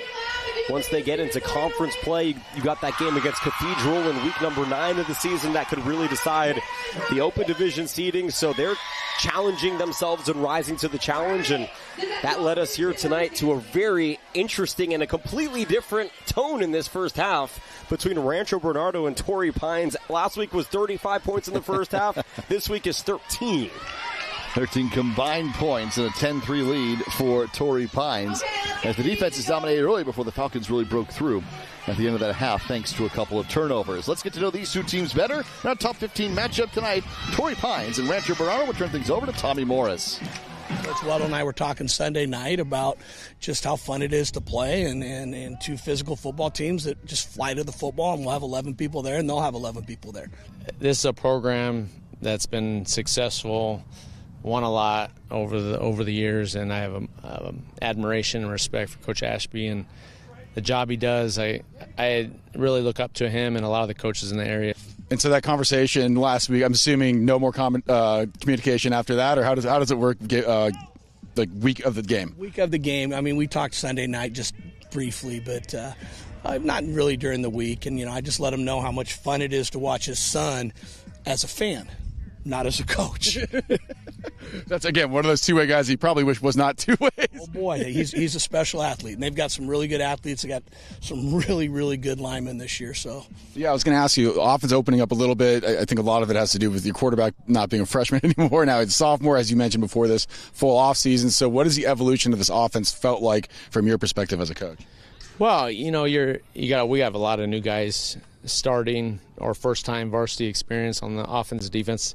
11 guys that I counted week one that are taking their varsity snaps. So it's you're trying to ease those guys in there, get confidence, get their feet wet, and to do that, you put more on the plate of your experienced guys, and we do that. We have a lot of experience with the quarterback and learning from last year, and now growing into that role and that leadership role. And I put all on his plate to make the right decision and help out the other guys, and he's done that pretty well so far. And it seems like a pretty strong junior class for you guys this year. Last year, I think a handful of them got to play as sophomores. So what's it been like seeing them mature from sophomores to now upperclassmen? It's really fun. We're starting 10 of 11 of our varsity offense have never played a varsity snap. And then the quarterback's a junior who played 6 games. Same on the defense. We have seniors playing, but they didn't play a lot as a junior. So I think on the defense, 8 out of the 11 had never played a varsity snap. So it's really fun to watch these last 2 weeks, how we've gotten better and getting to the standard that we need to meet. And it's got to be fun, too, seeing the improvement happen fast for guys who didn't get that many reps last year. So what normally by week what do you really know what you have in some of these guys? How long does it sort of take to figure out? I'd say after about week 2, week 3, you have a really good feel. And, our guys have really stepped up and worked hard in the offseason and are really putting it together. And it's fun to watch them fly to the football. I mean, we had some clips last week. And you're in a unique spot, too, because you're not just coach, you're dad. So what is it like having to be coach and dad? How do you break it in half, or is it like a schizophrenic thing where you're one guy at one point and you're another guy at the other point? How do you like manage that? Well, my last year was difficult, if I'm being honest. Never being able to give them positive reinforcement or show affection in public because of everyone's looking at us and looking at him. And I can handle that. I can handle the pressure. I can have the negativity and people talking about me. But when it's about your son and having to go through that as a 15-year-old was hard to see. So this year, I'm not going to be apologetic for coaching my son. And it just so happens one of our best players is my son. It's not my problem. And people will eventually realize that everything that he does and what he receives is because of his hard work and how he plays and how great of a teammate he is. So this year has been amazing. I coach him harder than anybody else, and when he has goals and aspirations to be the best, and he welcomes it. What do you think has been the biggest improvements that you guys have made from 24 to 25? I'll tell you, I'm really proud of our offensive coaches. They put a lot of time in the offseason, revamping the entire offense, redoing all the rules, redoing everything to make it a cleaner offense where the kids can understand what it is they're supposed to do and what their rules are. And the kids are executing really well right now. And a double pass last week, too. That went pretty well. Any other tricks up the sleeve, or we'll have to find out? You're going to have to find out. But, yeah, there's always tricks. All right, thank you, Coach. Appreciate it. Good luck out there. Yep. Thank you. And obviously you had a long NFL career, but what's more nerve-wracking, a Sunday in the NFL or having to coach your son on a Friday night? It's Friday nights is easy in my when I relate the two. A lot more pressure per se in the NFL just because it's your job, and if you don't play well, you don't have a job. So out here we make the preparation, we work hard during the week, we study, and then Friday nights I just play loose. I'm loose. I'm trying to inspire. I'm trying to instill confidence in them and make the right decisions. But at the end of the day, the players, you win because of the players, you lose because of bad coaching. So anybody that tells you otherwise is full of it. I appreciate that, Coach. Yep. Good luck this week. We'll see you on Friday night. You got it, man. Thank you. San Diego High School football is going live. Starting Friday, August 29th, the San Diego section will be partnering with TVX Sports Video to broadcast one high school matchup every week for free on YouTube, YurView San Diego, and Cox Cable. Friday, September 12th, Granite Hills travels to face Mission Hills on the San Diego section Game of the Week. Watch live on YouTube at TVX Sports Video, Cox Channel 4, and YurView, California. Beautiful night here in San Diego.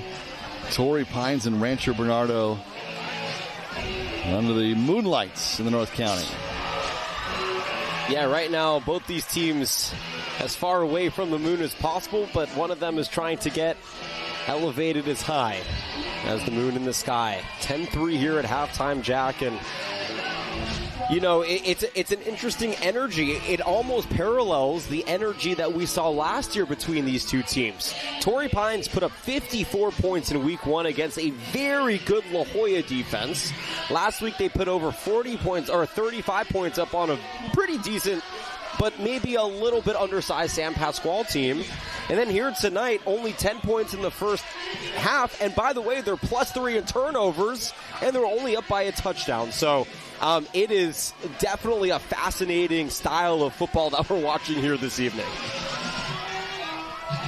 Back and forth in that first half. The defense has got the better of the play in the first quarter, and then with Torrey Pines being the interception followed by the fumble recovery on special teams to turn that into the 10 points before Rancho Bernardo got the last-second field goal as well. By the way, the 49-yard field goal was the first score of the game. Clark DeCar, the junior kicker for Torrey Pines, put up a 49-yarder before the Miller brothers combined for the touchdown. Yeah, it was a little bit of everything. Again, good special teams, nice offense. Both defenses have been playing well. I think if you're Torrey, or rather if you're Rancho Bernardo, again, you just have to find a way to, number one, either have Gage Weddle release the football faster or just get him more time. Because, again, the problem is that when you become accustomed and when your players on the field become accustomed to your quarterback playing hero almost every play to try and keep the drive alive and the play going, it's a dangerous precedent to set. You want this guy to have as much protection. You want the play to be executed as called. And I think Rancho Bernardo needs to do a little bit of a better job in that second half of just trying to execute their game plan and not getting too tied up in what Torrey Pines is doing, and also getting too tied up in the jaw-dropping, awe-inspiring moments that Gage Weddle can bring when he's on the football field. Torrey Pines is going to receive the kickoff here to begin the second half. And Weddle will lead the offense back onto the field for Rancho Bernardo, down by 7, when they eventually get the ball themselves. Yeah, I think the second half, the defensive adjustments right now are just to keep playing stout and strong. You know, Rancho Bernardo has no flags.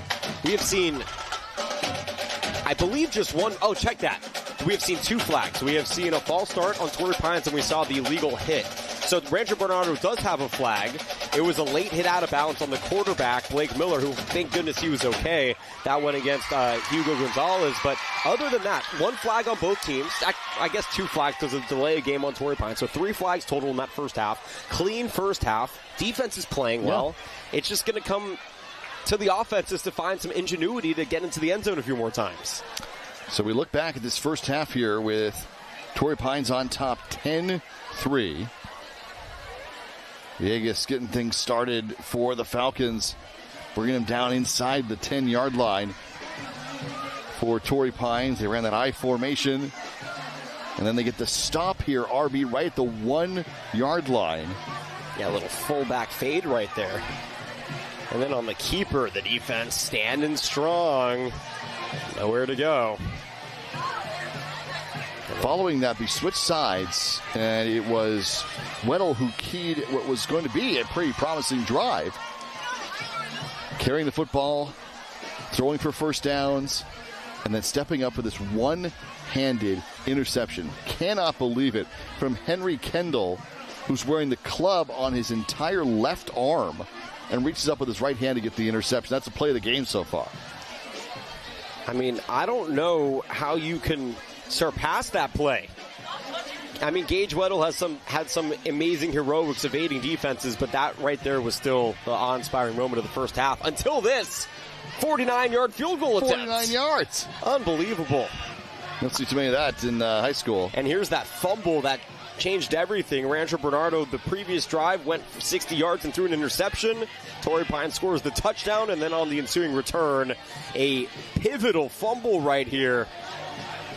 Jarred loose by the helmet of Dylan Cameron on the special teams, and Torrey Pines would recover and set them up in very good field position at about the 35-yard line of the Broncos. And then this was Blake Miller rolling left and finding his brother Logan, evading the defense on the slant and untethered into the end zone for the first and only touchdown of that first half. It's a cross-field play. By the way, the last three plays, we said that two plays ago, the one-handed catch was the play of the game.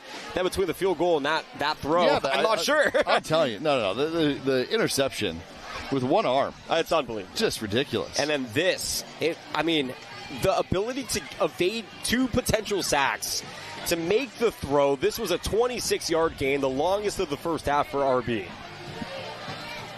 Set them up for what eventually would be the field goal try. They got this one down to the 25-yard line, getting both feet in bounds with a catch from Hugo Gonzalez, and then the field goal right at the end of the half to make it a 10-3 game.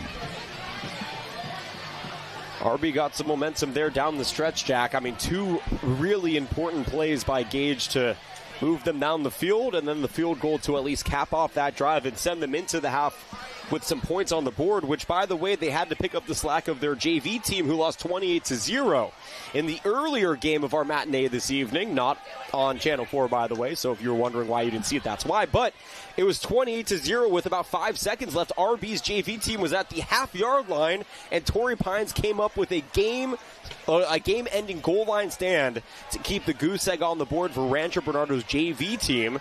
So luckily, at least the varsity team was able to break the goose egg and put 3 up in that first half. Yeah, nicely done by the JV squad to get the shutout.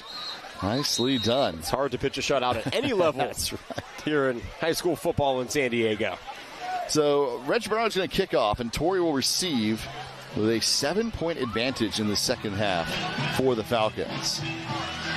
10-3. A stop on this first drive, assuming that Torrey Pines doesn't fumble the football away or there's some onside kick. If Torrey Pines does indeed start with the football after the ensuing kickoff, this is a big moment for the RB defense.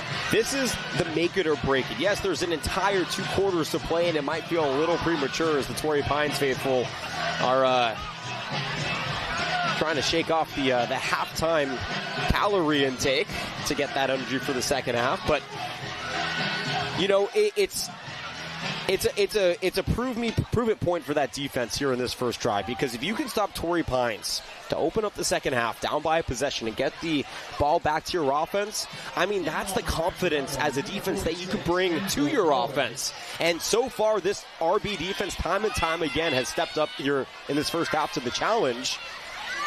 It's up to the offense to try and convert thereafter, but again, if Torrey Pines receives this ball cleanly and does start with their first drive of this second half, it is a huge, huge moment for this RB defense to try and get that drive to stop. So here we go. 12 more minutes in the clock in the third quarter. The second half is underway. And the kick taken by Dominic Roca. And tripped up nicely at the 15-yard line. Fine stop on special teams for Cole Bishop, the junior. Yeah, Bishop and Brady Savage were both making good gains right there on the returner, Roca. And it felt like he had some space, and then you'll see right out, there he is, Mr. Bishop, saying checkmate there on the 15. So Blake Miller will bring the offense back onto the field. But again, you get to halftime with a field goal. Yeah. If your defense can get a stop here, the momentum is swaying back on your side. There's some hope, there's some energy. You're only down by a possession. Again, looking up at the scoreboard, being -3 in the turnovers after the first half, being down by a possession, I think you're pretty grateful if you're the boys in blue and white. Torrey Pines is mixing things up here, guys running across the field. Everybody's in place now. 5 wide empty backfield for Blake Miller to start the half. On first down. Pressure comes. He's hit as he throws. It's complete to Logan. And across the 20 to the 22-yard line. Number 82, Logan Miller, hit first by number 34, Cal Grandinetti. It'll be second down. Cal Grandinetti was there, the sophomore, one of the lone sophomore in the defensive unit here for Rancho Bernardo. And yeah, you saw that linebacker blitz coming. You mentioned Miller got hit as he threw, but good job by his brother to get to his spot quick enough for his brother to find him before getting hit. Second down. And now Roca. Well, good as second efforts. That is going to carry him to the first down. He gets out to the 26-yard line. That's a gain of 4 and a first down. Yeah, don't skip leg day, kids. That's why, because you never know. And by the way, did you see the sportsmanship right there? That was so lovely to see. One of the RB players just went to check on Roca, who's at the bottom of that pile, to make sure he was okay. That's awesome. That is, that's what this is really about at the end of the day. But yeah, I mean, you keep those, you got to hit the legs, because in moments like this, you're the one who has to stand strong. You got to hold up all of the weight that's on top of you and try to keep pushing that line to try and get that first down, and Roca was able to. Out of the shotgun, Blake Miller.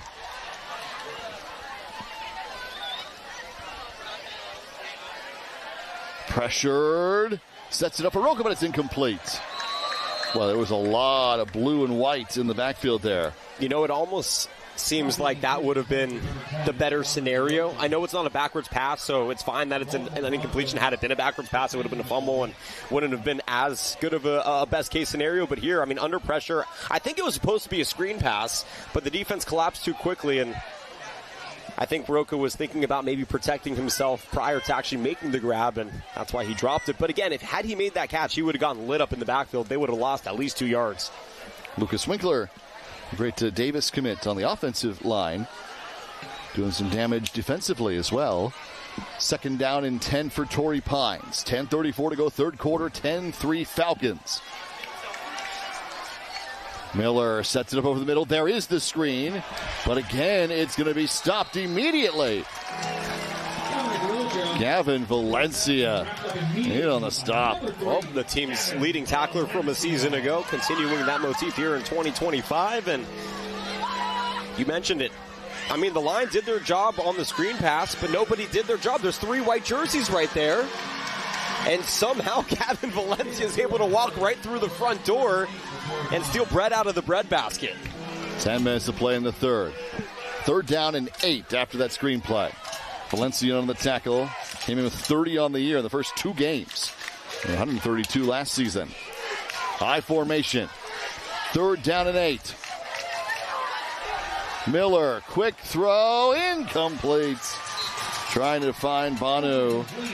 Silas Christensen with the coverage. Silas knew it too. I was watching number 7 the whole time on that play. There was just no room. And when they run out of the eye and they throw, we have only seen Miller go right.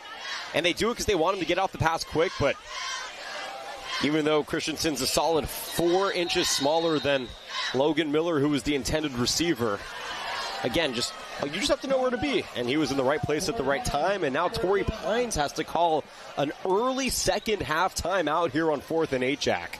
9:41 still to go in the third. That's the first timeout for either side. Torrey Pines on 4th down and 8 will be looking at a punt and has to call timeout. Yeah, if I'm Torrey Pines right now, I'm punting this football.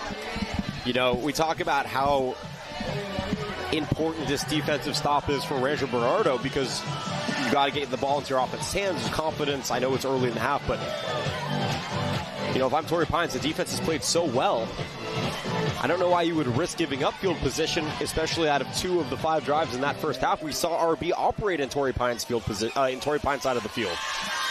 This is going to be Dominic Roca who's going to kick with Silas Christensen back to receive. On 4th down, 8 from the 28-yard line, out of the timeout. It's a high snap. Roca gets it away. It'll be a shorter end-over-end kick and take an RB bounce to about the 49-yard line. So they'll start in positive territory. Yeah, bad snap. Not that that kick was probably going to go much further, but Roca, who is not a natural punter, still had to go on the move. Got way too much under that football, all of the backspin in the world, and just did not go the way of the Falcons. Now if you're RB, you get the ball. They actually moved it back to the 50-yard line. But you got the ball with the short field. Go and do your best to take advantage here. Credit the RB defense getting a stop in the first drive of the second half. And again, that's pivotal because it sets the tone. Now we'll see if the offense can reward that defensive stand. Gage Weddle. On the handoff. First carry just across midfield there for Max Marshall, the running back, the sophomore, who gets the carry and takes it to the 45-yard line, a gain of 5. Yeah, Marshall was a little bit more built than some of the other running backs. Gavin Valencia, who's 6'0", and 160 pounds, but a good job on the right side, blocking well, slipping through the gap, and pushing the pile for a solid gain of 5. Second down and 5 now for RB. Oh, both pants have become cups now for Coach Weddle, so things are heating up on the sideline. Okay. Second and 5 from the 45-yard line of the Falcons. Bronco football, throwing to the far side. Pass is caught. That's Christian Gonzalez, and he's got the first down. Well, the leading receiver finally making a grab here to get the first down. He's had a couple of targets. And just one-on-one coverage far side. Perfect turn and a great throw right where those thumbs meet to make sure he can grab it. And some change at the end of that play to get the first down and put that ball at the 35. Oh, but we're back to one cuff. So 2 plays ago, he had 2 cuffs up, and now we're back to the 1 cuff for Coach Weddle. And now there's the second cuff. So clearly one pant leg is just not cooperating.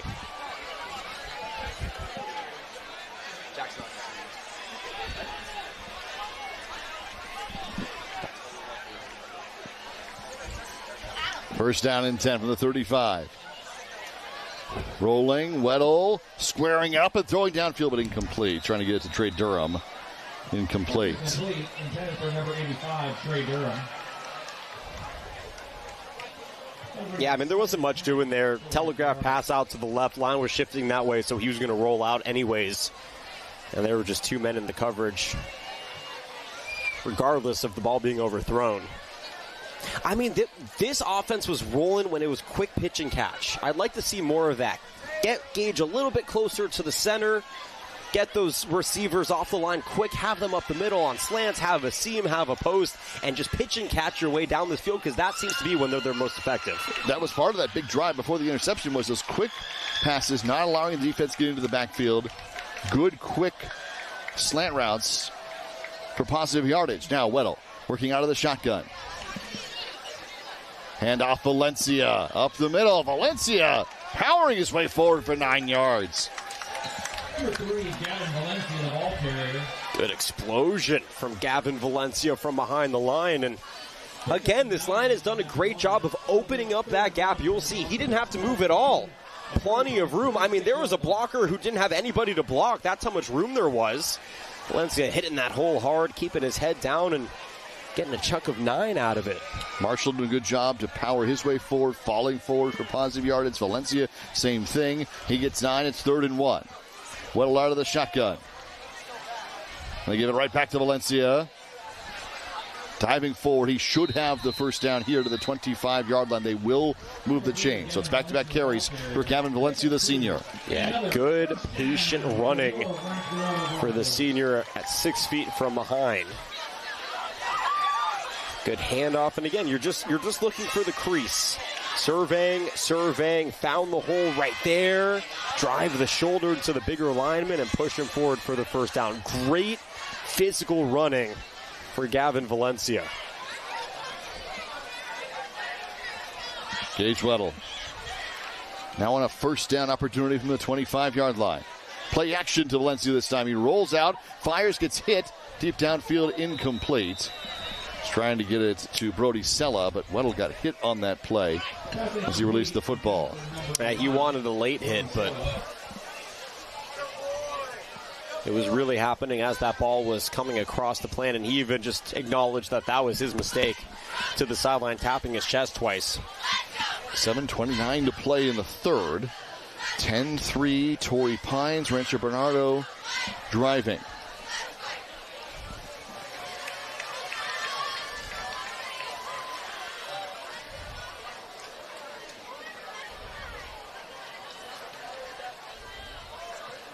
Weddle. Hand off to Marshall around the far side. Marshall stopped at about the 22-yard line for a gain of 3.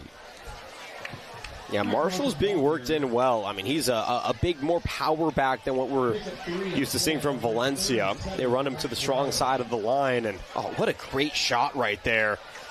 Watching the sophomore just drill right through the defense and into the chest of Henry Kendall, who's 180 pounds at the linebacker position. Try and set them up for a third and about 7 here, Jack. Under 7 to go in the third. From the 22-yard line. 4 wide for Weddle. To Gonzalez for the moment, who lines up at the backfield. Now he goes in motion. Weddle taking off and running. Weddle stopped across the 20 to the 17-yard line. Great job one-on-one by Reese Goldberger.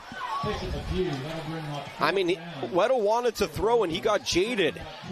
It was one-on-one on the far side. Great coverage for Torrey Pines by Shawayan Sagai on the far side. That forced Weddle to have to get creative, but that time unable to evade the defense.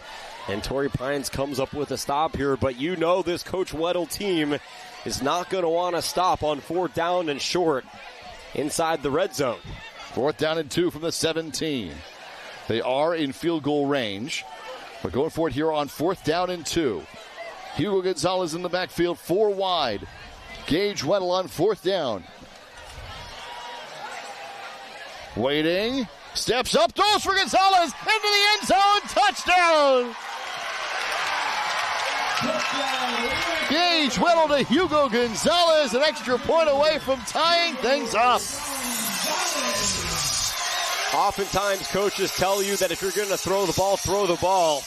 This time, though, Gage thought about throwing the ball and smartly held back and waited. I mean, he was about going right there, and then he said, you know what? I'm going to run through this hole and give you some extra time to stride into the end zone, where Hugo Gonzalez was able to secure it for a 2nd touchdown this season. And just like that, the Bucking Broncos are a PAT away from tying this thing up. Great drive from Rancho Bernardo. The kick is good. It's 10 apiece with 5:39 left to play. We are tied.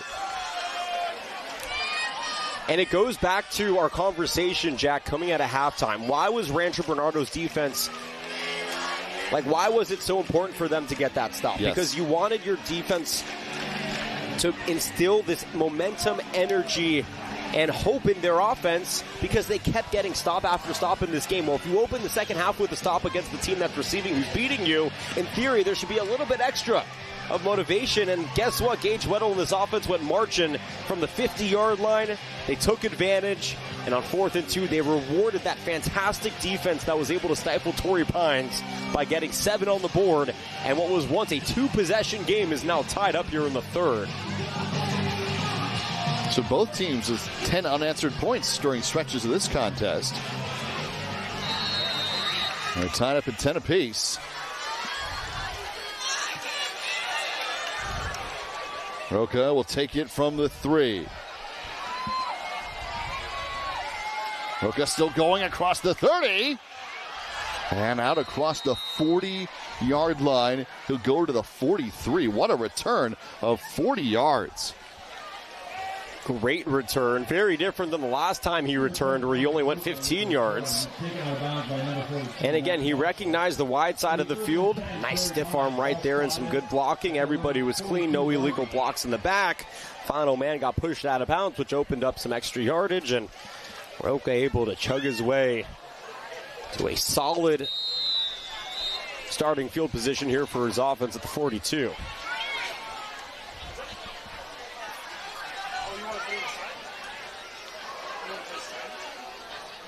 Out of the shotgun, Blake Miller.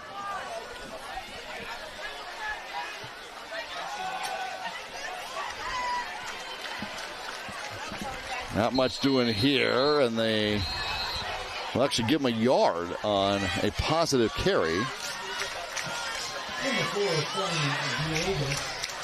Second down and 9.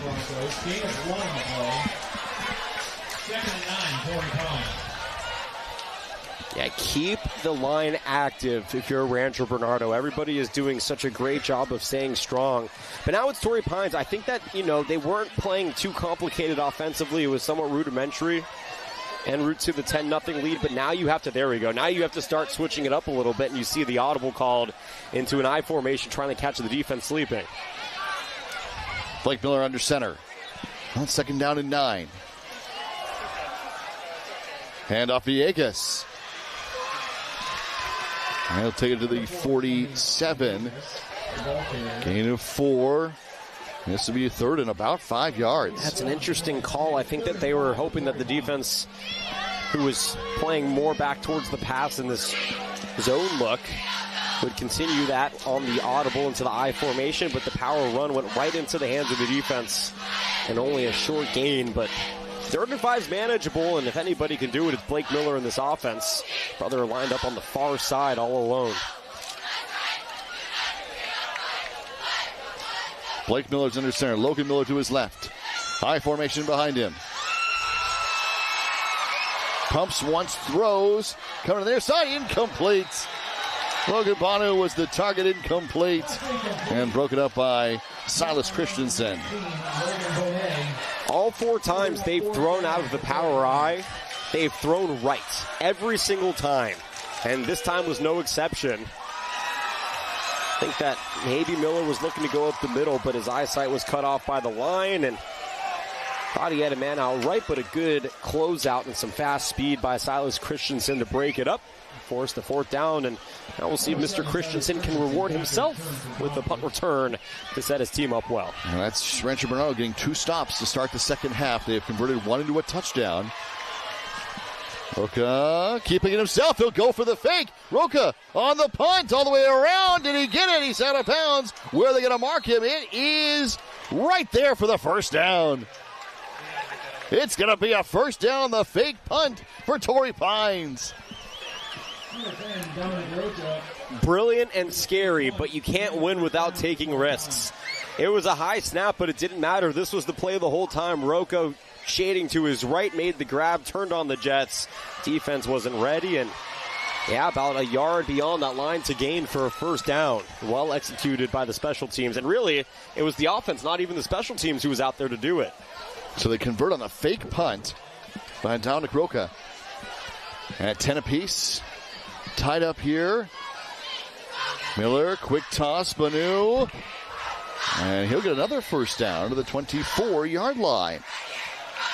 The quick gain is 17 and a first down. Yeah, haven't seen a ton of Banu here tonight, only his 2nd reception, but it's an impactful one, and Torrey Pines now trying to put some pressure on this RB defense. Great play action, freeing up the time. You can see that Weddle, who was in the middle of that line, was playing up, and everybody else was shading left. That freed up the right side, and some extra yardage there from Banu at the wide receiving position. First down and 10, 35-yard line. Handoff Villegas. Villegas stopped in the backfield. It's Marshall who's there. It'll be a loss of 1 on the play as Rancho Bernardo gets into the backfield.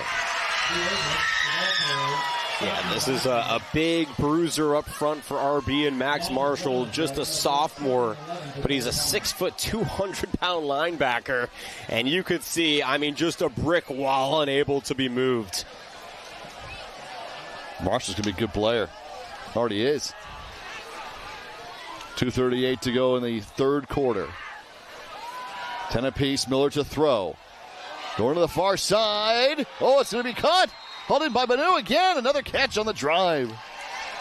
Oh, for the first time in 4 tries out of this I formation, Blake Miller throws it left, and it worked. Great job. He recognized the man-on-man on the far side, kept it over to Banu's back shoulder, and look at this turn and grab. Good defending, but you got to turn around and see where the ball is. That could be pass interference because he didn't, but it didn't matter because Banu made the grab, and what a grab it was to put his team inside the red zone. Miller's going to throw off his back foot there, still to give there plenty of time. That was Henry Kendall, by the way, on the defense, who seemed as though he made some contact before the catch was made. And Villegas. And Villegas to the 10-yard line. 2:21 remaining.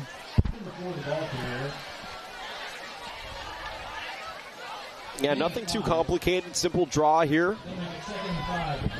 Give your line some time to split the gaps, and your running back an extra time to recognize where that space is going to be. But when you're inside the red zone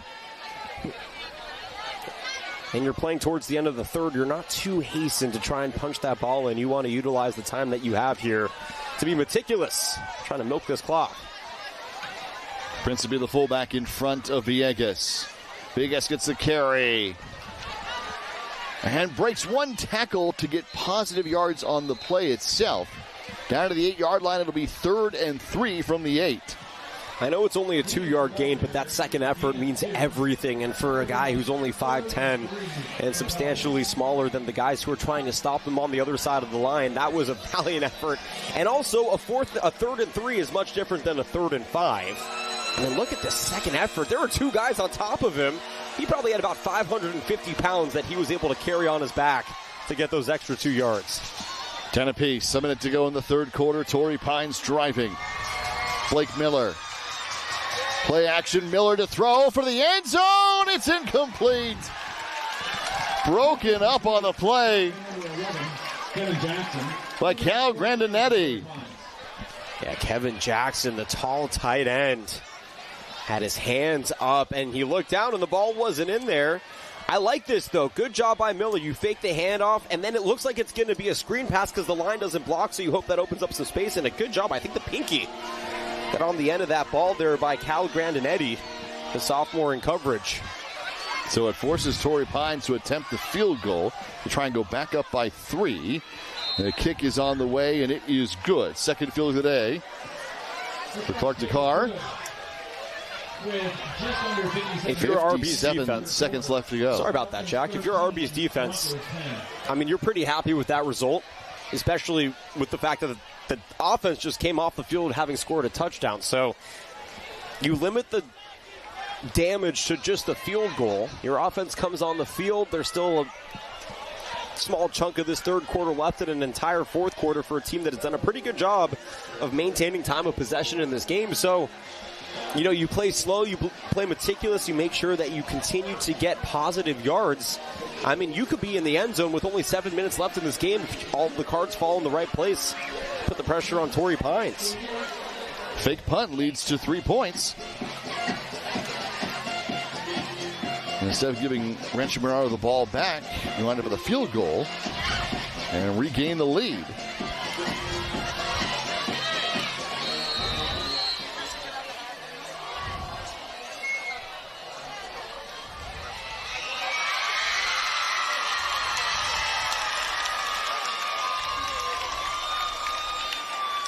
Here it is, kick on the way.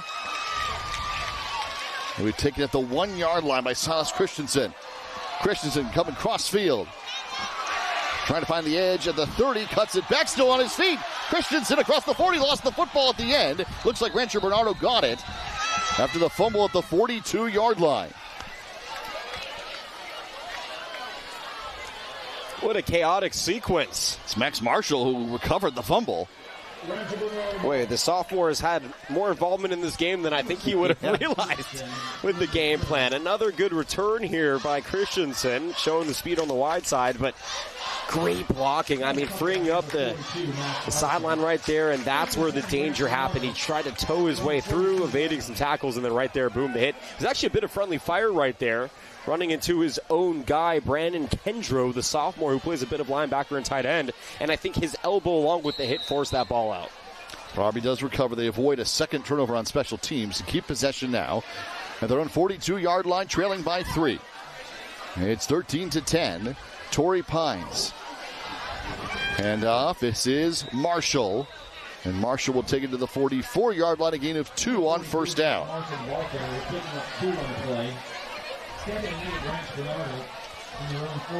Yeah, I think if you're RB, again, positive yards, small chunks. Don't turn over the football. Try to get this clock as far down as you can.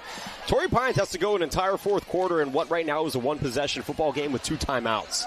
That is a caveat that has to be kept in mind because RB has the edge in that situation. And if this game comes down to clock management and execution, RB already is in the driver's seat when it comes to that battle.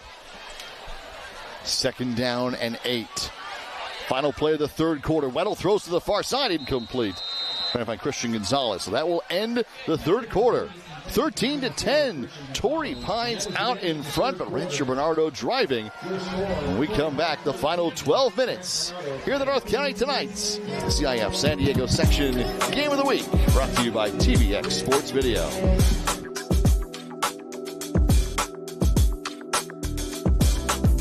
San Diego High School football is going live. Starting Friday, August 29th, the San Diego section will be partnering with TVX Sports Video to broadcast one high school matchup every week for free on YouTube, YurView San Diego, and Cox Cable. Friday, September 12th, Granite Hills travels to face Mission Hills on the San Diego section Game of the Week. Watch live on YouTube at TVX Sports Video, Cox Channel 4, and YurView California.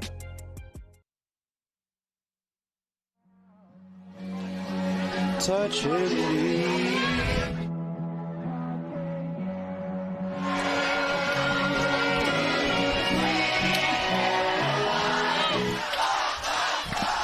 Torrey Pines and Rancho Bernardo here. A 3-point game to start the fourth quarter.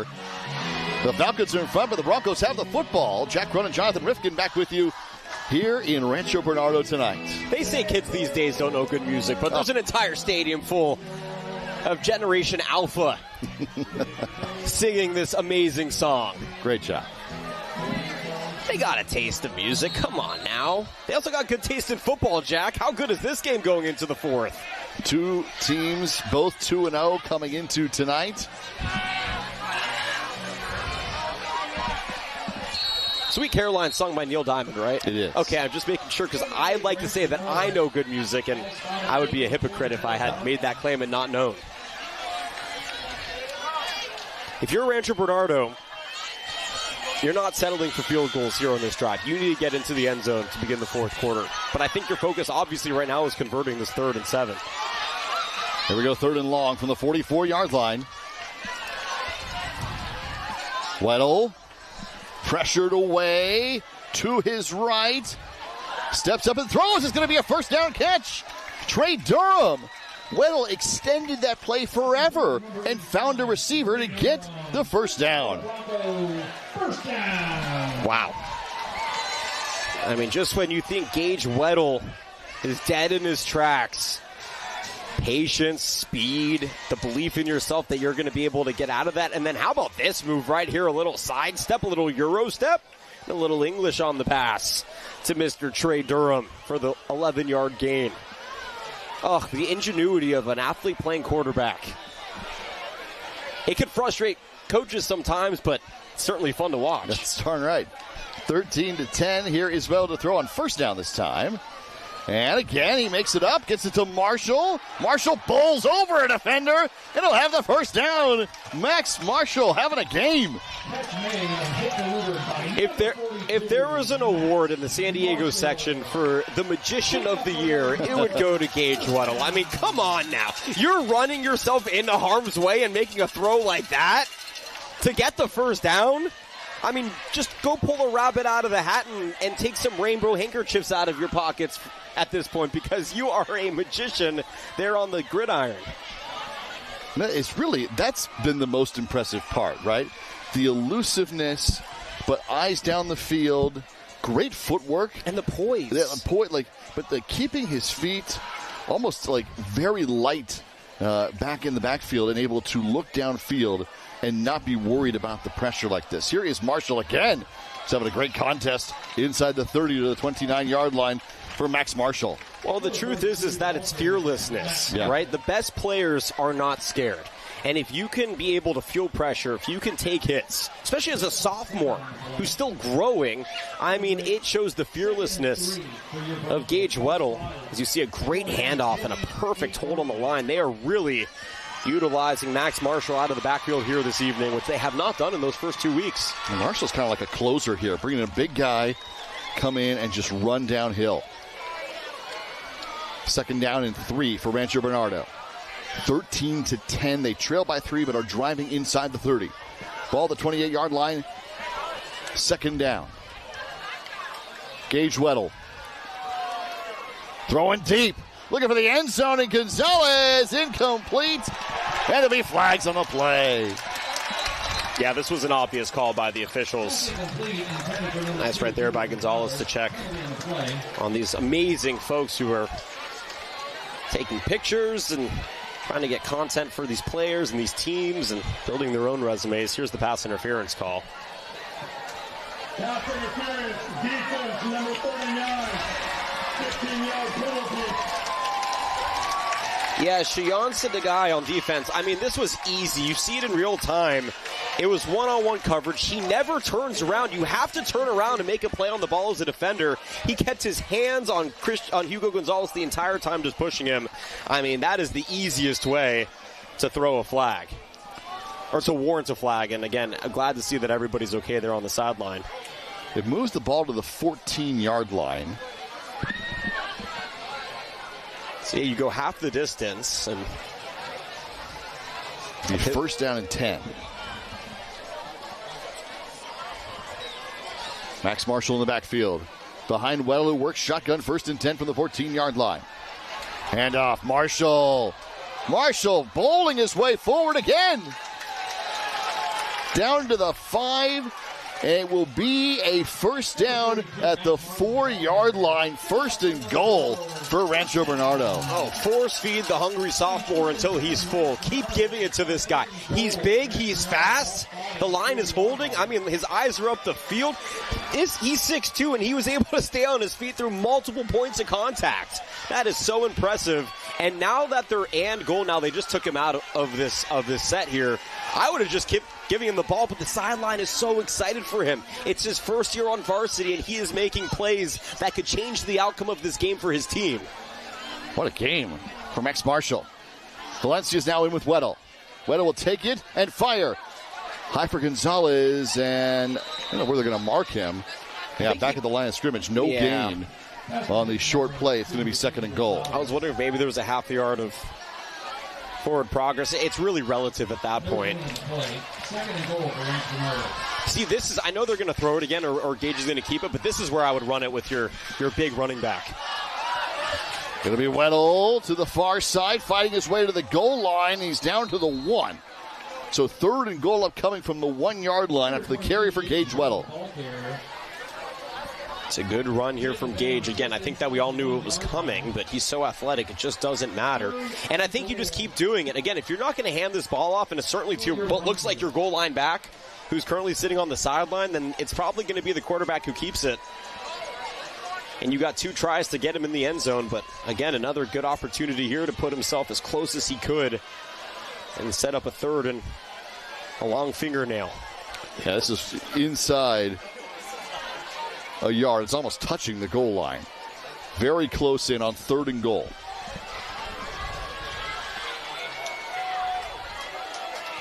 Weddle with Valencia behind him.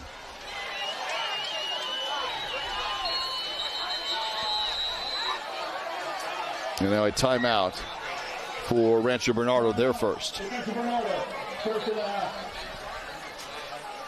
Yeah, now is the time to be meticulous. And by the way, we talked about this. Rancho Bernardo has the ball, and we're almost at the 7:30 mark. They've had the ball for the better part of 7 minutes.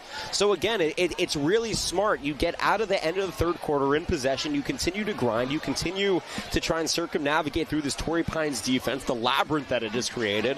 And Gage Weddle and this offense have marched all the way down to the half-yard line. And there's really not that much time left in this game. So this is where now you have to be as deliberate as you can with your play calling as a coaching staff. You just burned a pivotal timeout here with still plenty of time left in this game, but there's also not that much time left in this game. So you punch it in. Your defense has been playing well. Even if Torrey Pines scores, there should be, in theory, enough time for you to come back down and do some damage or try. But if they don't, I mean, the faith that you have in your defense, I think right now has to be second to none if you're this Rancho Bernardo coaching staff. So it's just on the offense at this point. They've done everything they needed to do in this drive but punch it in. And they are, a foot and a half away from doing it. They'll, in theory, get 2 tries. 3rd and goal from just across the goal line. Weddle with Valencia next to him. Out of the timeout. Weddle takes it himself. He's in. Touchdown, Rancho Bernardo.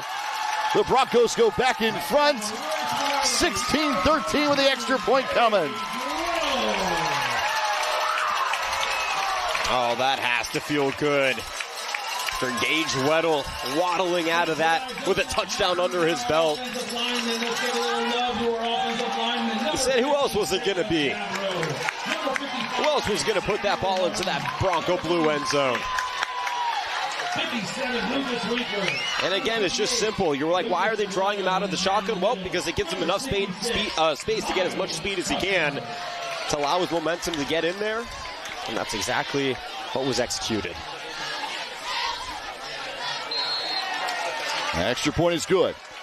So 17-13, Rancho Bernardo with 4-point game, 7:34 to go. We'll take another look at it.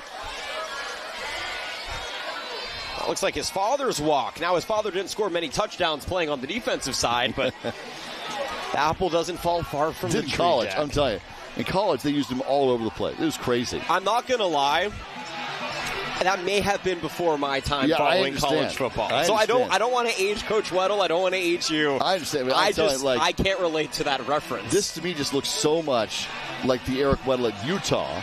Obviously, the Eric Weddle that we knew in the NFL was a little more dedicated to a certain position, right? But and it was a Pro Bowler, a Super Bowl champion, and one of the greats. But I'm telling you, like the way that the similarities between Gage at this level, the high school level, and Eric at the college level are really impressive. I mean, that play right there, the direct snap, which is in this case the quarterback, he ran those plays at Utah. Short kick, and the knee was down at the 30-yard line, about the 27. So that's where Torrey Pines will take over here. Down now by 4 for the Falcons. Falcons haven't played from behind yet this season. So first time here in 2025 that Torrey Pines has to claw their way back from behind. They went out to the 10-0 lead. Back on top 13-10, but now trailing 17-13 for that first time. Blake Miller and the Falcons. It'll be Rocco in the backfield. 3 wide for Torrey Pines on first down and 10 from their own 27-yard line. 7:31 to go in the game. Now a 4-point contest. Miller draws him back. It goes off the helmet of an offensive lineman and incomplete. Cord Keeler got hit with the ball in the head. Now a penalty flag comes in. They're trying to backpedal and set up the screen. And we might get a hit on the quarterback. Drew Coates, the junior, was in there.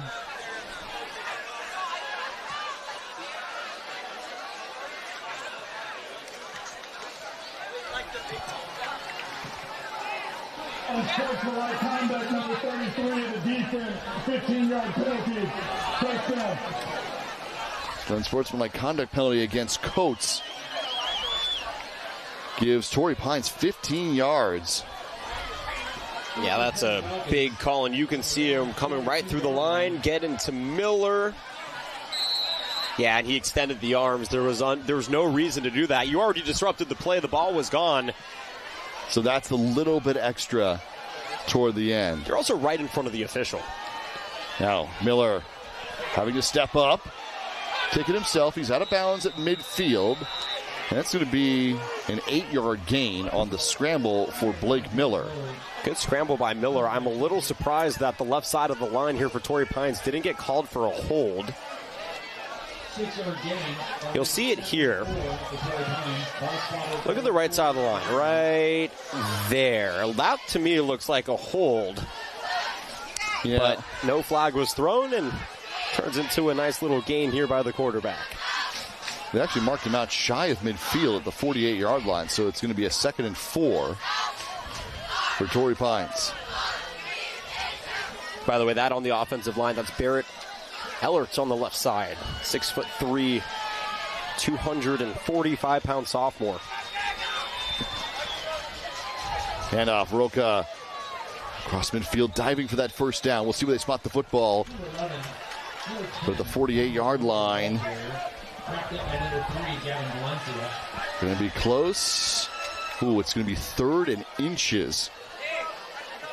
That to me looks like a first down. Now Yeah. they move it. All right. They also stopped the clock. So. Yeah. Oh, good split of the gap right there, evading a pair of hands. And it's all about continuing to move those legs no matter what point of contact you're feeling. Just keep on churning, keep on pulling, stay physical, stay low to the ground, make sure your center of gravity is short and balanced. And it allows you to get those extra couple of inches, maybe a foot that you need for the first down. First down and 10 from the 48-yard line, 6:39 to play in the game. Miller, quick toss. Pass complete out toward the 40 to Logan. That one hauled in actually by Camden Nishnik, the tight end, to get it down to the 41. Junior had 2 touchdowns against San Pasquale last week. Picks up the catch here to the 41-yard line. Yeah, again, when you're running out of the strong eye, or just out of the eye, I should say, defense they know that they're probably throwing out of this formation. Though right now, I think you're probably running it on 2nd and 3. 2nd down, 3 to go out of the eye. Miller hit as he throws to the far side, incomplete. I guess they're not running it. Defense was ready, though, for the run. They had man coverage on the far side, but the blitz came on too quick, and there's just no time for Miller to even try and tee up what would have already been a difficult throw with coverage. And a good job in coverage on that far side was Rancho Bernardo's Brady Savage. Savage not give up an inch and force what was already a tough pass to be even more. 5:57 left to go. Well, the 41-yard line, 3rd and 3.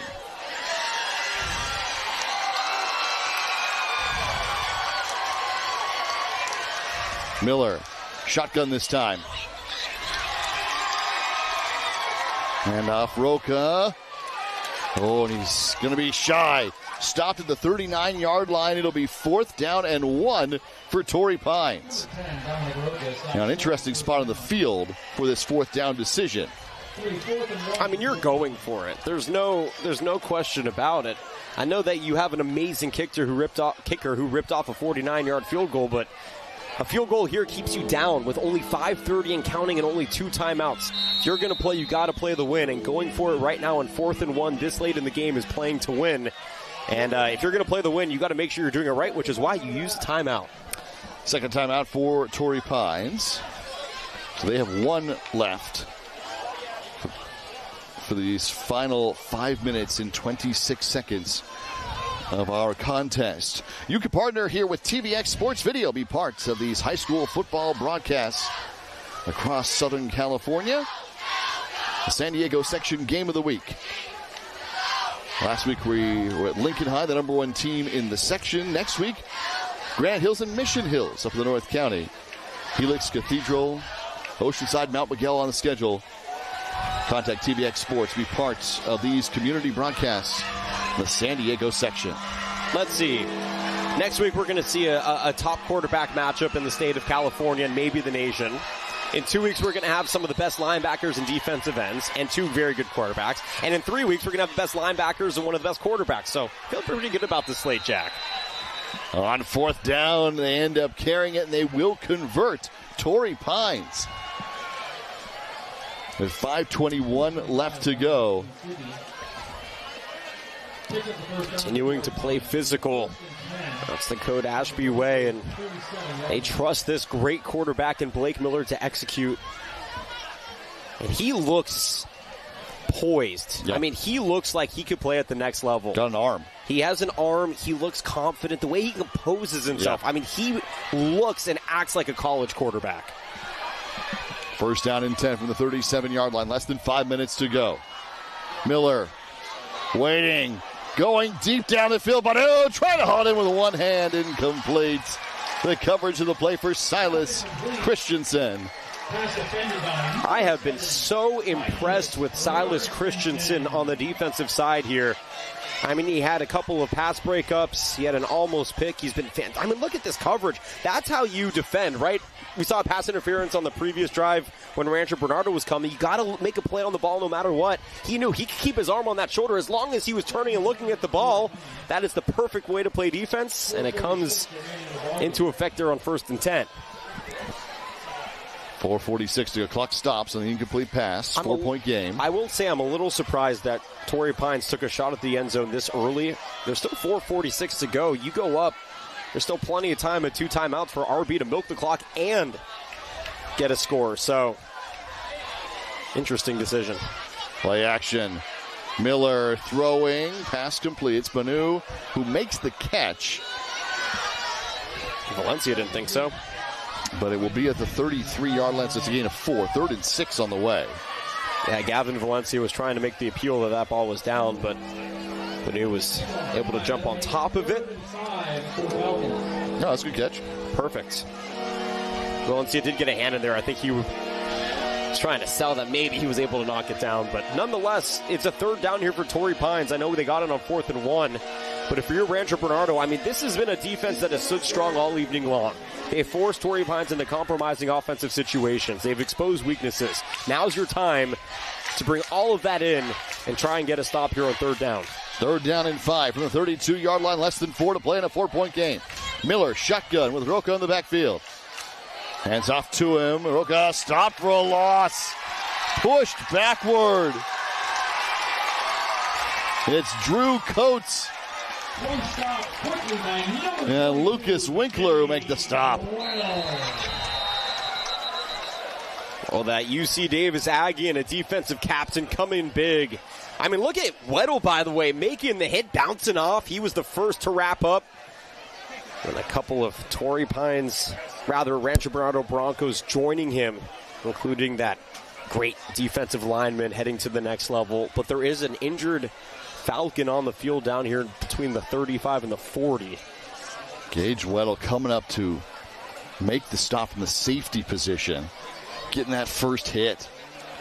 That's why they call him an athlete, and good to see here that Cord Keeler, the junior lineman, standing at 6'1", 280 is okay. There's another lineman down for Torrey Pines as well. That's Barrett Eilertz, the sophomore. He looked like he was cramping up a little bit the way they were working on his leg. People underestimate how humid these nights are, Jack. You got to stay hydrated. Yeah, especially this time of year in San Diego. Very, very humid with thunderstorms. Highs were in the 80s, even down by the water. So you're really, this is tropical climates. Yeah, this is the monsoon period. 4th and 6. Well, we'll see on 4th and 6 if Torrey Pines' offense can release some monsoon on Broncos defense, because there's plenty of time in this game. But Torrey Pines only has 2 timeouts left. It's going to be check that. They only have 1 timeout left. 1 timeout. 4th down and 6 for the Falcons. And now a timeout for Rancho Bernardo. They'll take their 2nd timeout. Wow.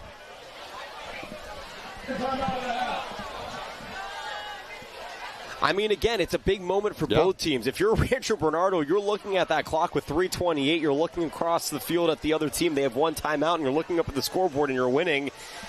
Your defense gets the stop here. You're feeling pretty good. You're not by no means are you out of the woods, but you're feeling confident. You're feeling pretty good. And if you're Torrey Pines on the other side, you've executed 4th downs all evening long pretty well, have not turned over on downs yet. And so on 4th and 6, the most pivotal play of the evening for the Falcons offensively upcoming is whatever the call is. It has to be executed perfectly, and you need to make sure you get the 6.5 yards you need to get that 1st down. This is a long try here for Torrey Pines on 4th down. The big stop coming from Gage Weddle on the previous play. Both sides with 1 timeout. 4th down and 6 from the 33-yard line. Miller rolling to his right. Throwing passes incomplete. Brady Savage at the coverage. Logan Banu was the target, incomplete. The Broncos take over on downs. Oh, lockdown Broncos on defense. I mean, Miller knew that he wasn't going to have a lot of time, so he rolls out right. They threw an extra guy down to try and give him an extra option on offense, but it didn't matter because Banu was always going to be the guy, and good coverage, high pass, no go on that fourth down, Jack. And how about Gage Weddle, who scored the last touchdown for Rancho Bernardo and then comes up with the big hit on a critical third down late in the game with 3 minutes to play. There's a reason that he is the number one ATH in the nation for the class of 2028. And he says, I like to be categorized as an athlete, not as a defensive back, not as a safety, not as a quarterback. It's because he can play at all three levels of the defense. He can play at both levels of the offense, and he makes big plays on both sides of the ball. First down and 10 from the 33-yard line. Both sides just the one timeout. Here's Marshall coming out of the backfield, and Marshall will be pushed back to the 25. It's a loss of 8 on the play. So the clock is moving for Rancho Bernardo. And that's the plan. You don't want anybody to get injured right now. You want to keep that clock rolling. The problem is that play went backwards. I mean, if you keep milking this clock, you can probably get it down to the 145 mark, even if you don't get a first down. 2 first downs, Jack, and this game's over. But right now, if you're Torrey Pines, you're looking right now with the spot on the ball, and it being second and 13, an unfavorable field position for the offense, and you're thinking, okay, we can get 2 more stops. We can force the punt here.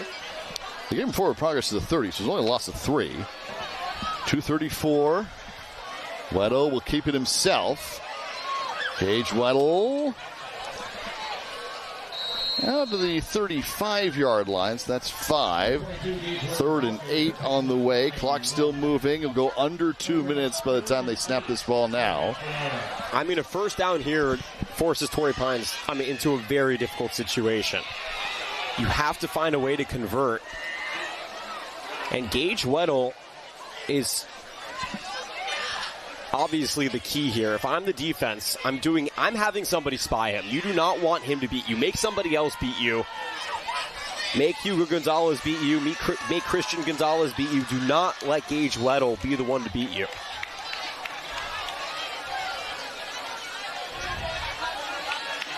And they're going to call timeout. So the play clock winding down. They'll call timeout with 1:40 remaining here in the game. Final timeout for Rancho Bernardo.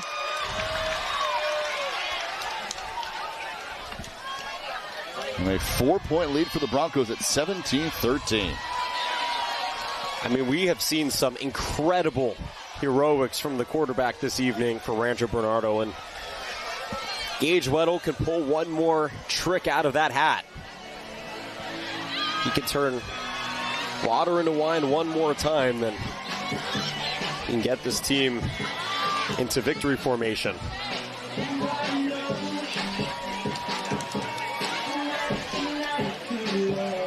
Here's a look at that first evasion play when, I don't even know how you move that fast and laterally for a moment, or horizontally for a moment. And then here's the second one. This one was just absurd.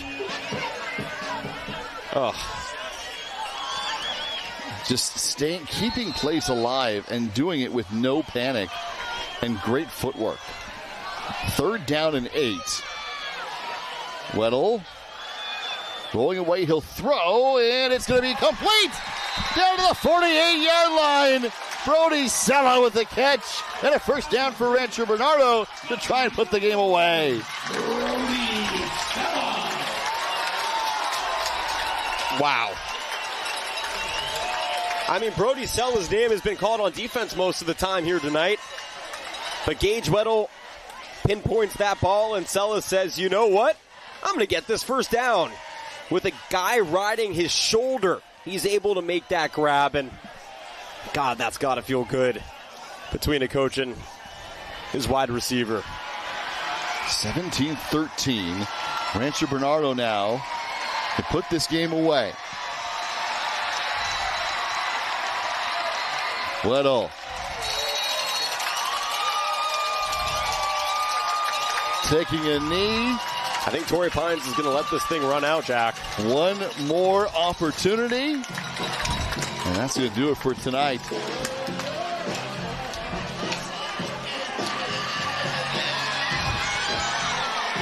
Wow. A 17-3 run. That's right, 17-3 for RB. After being down 10-0.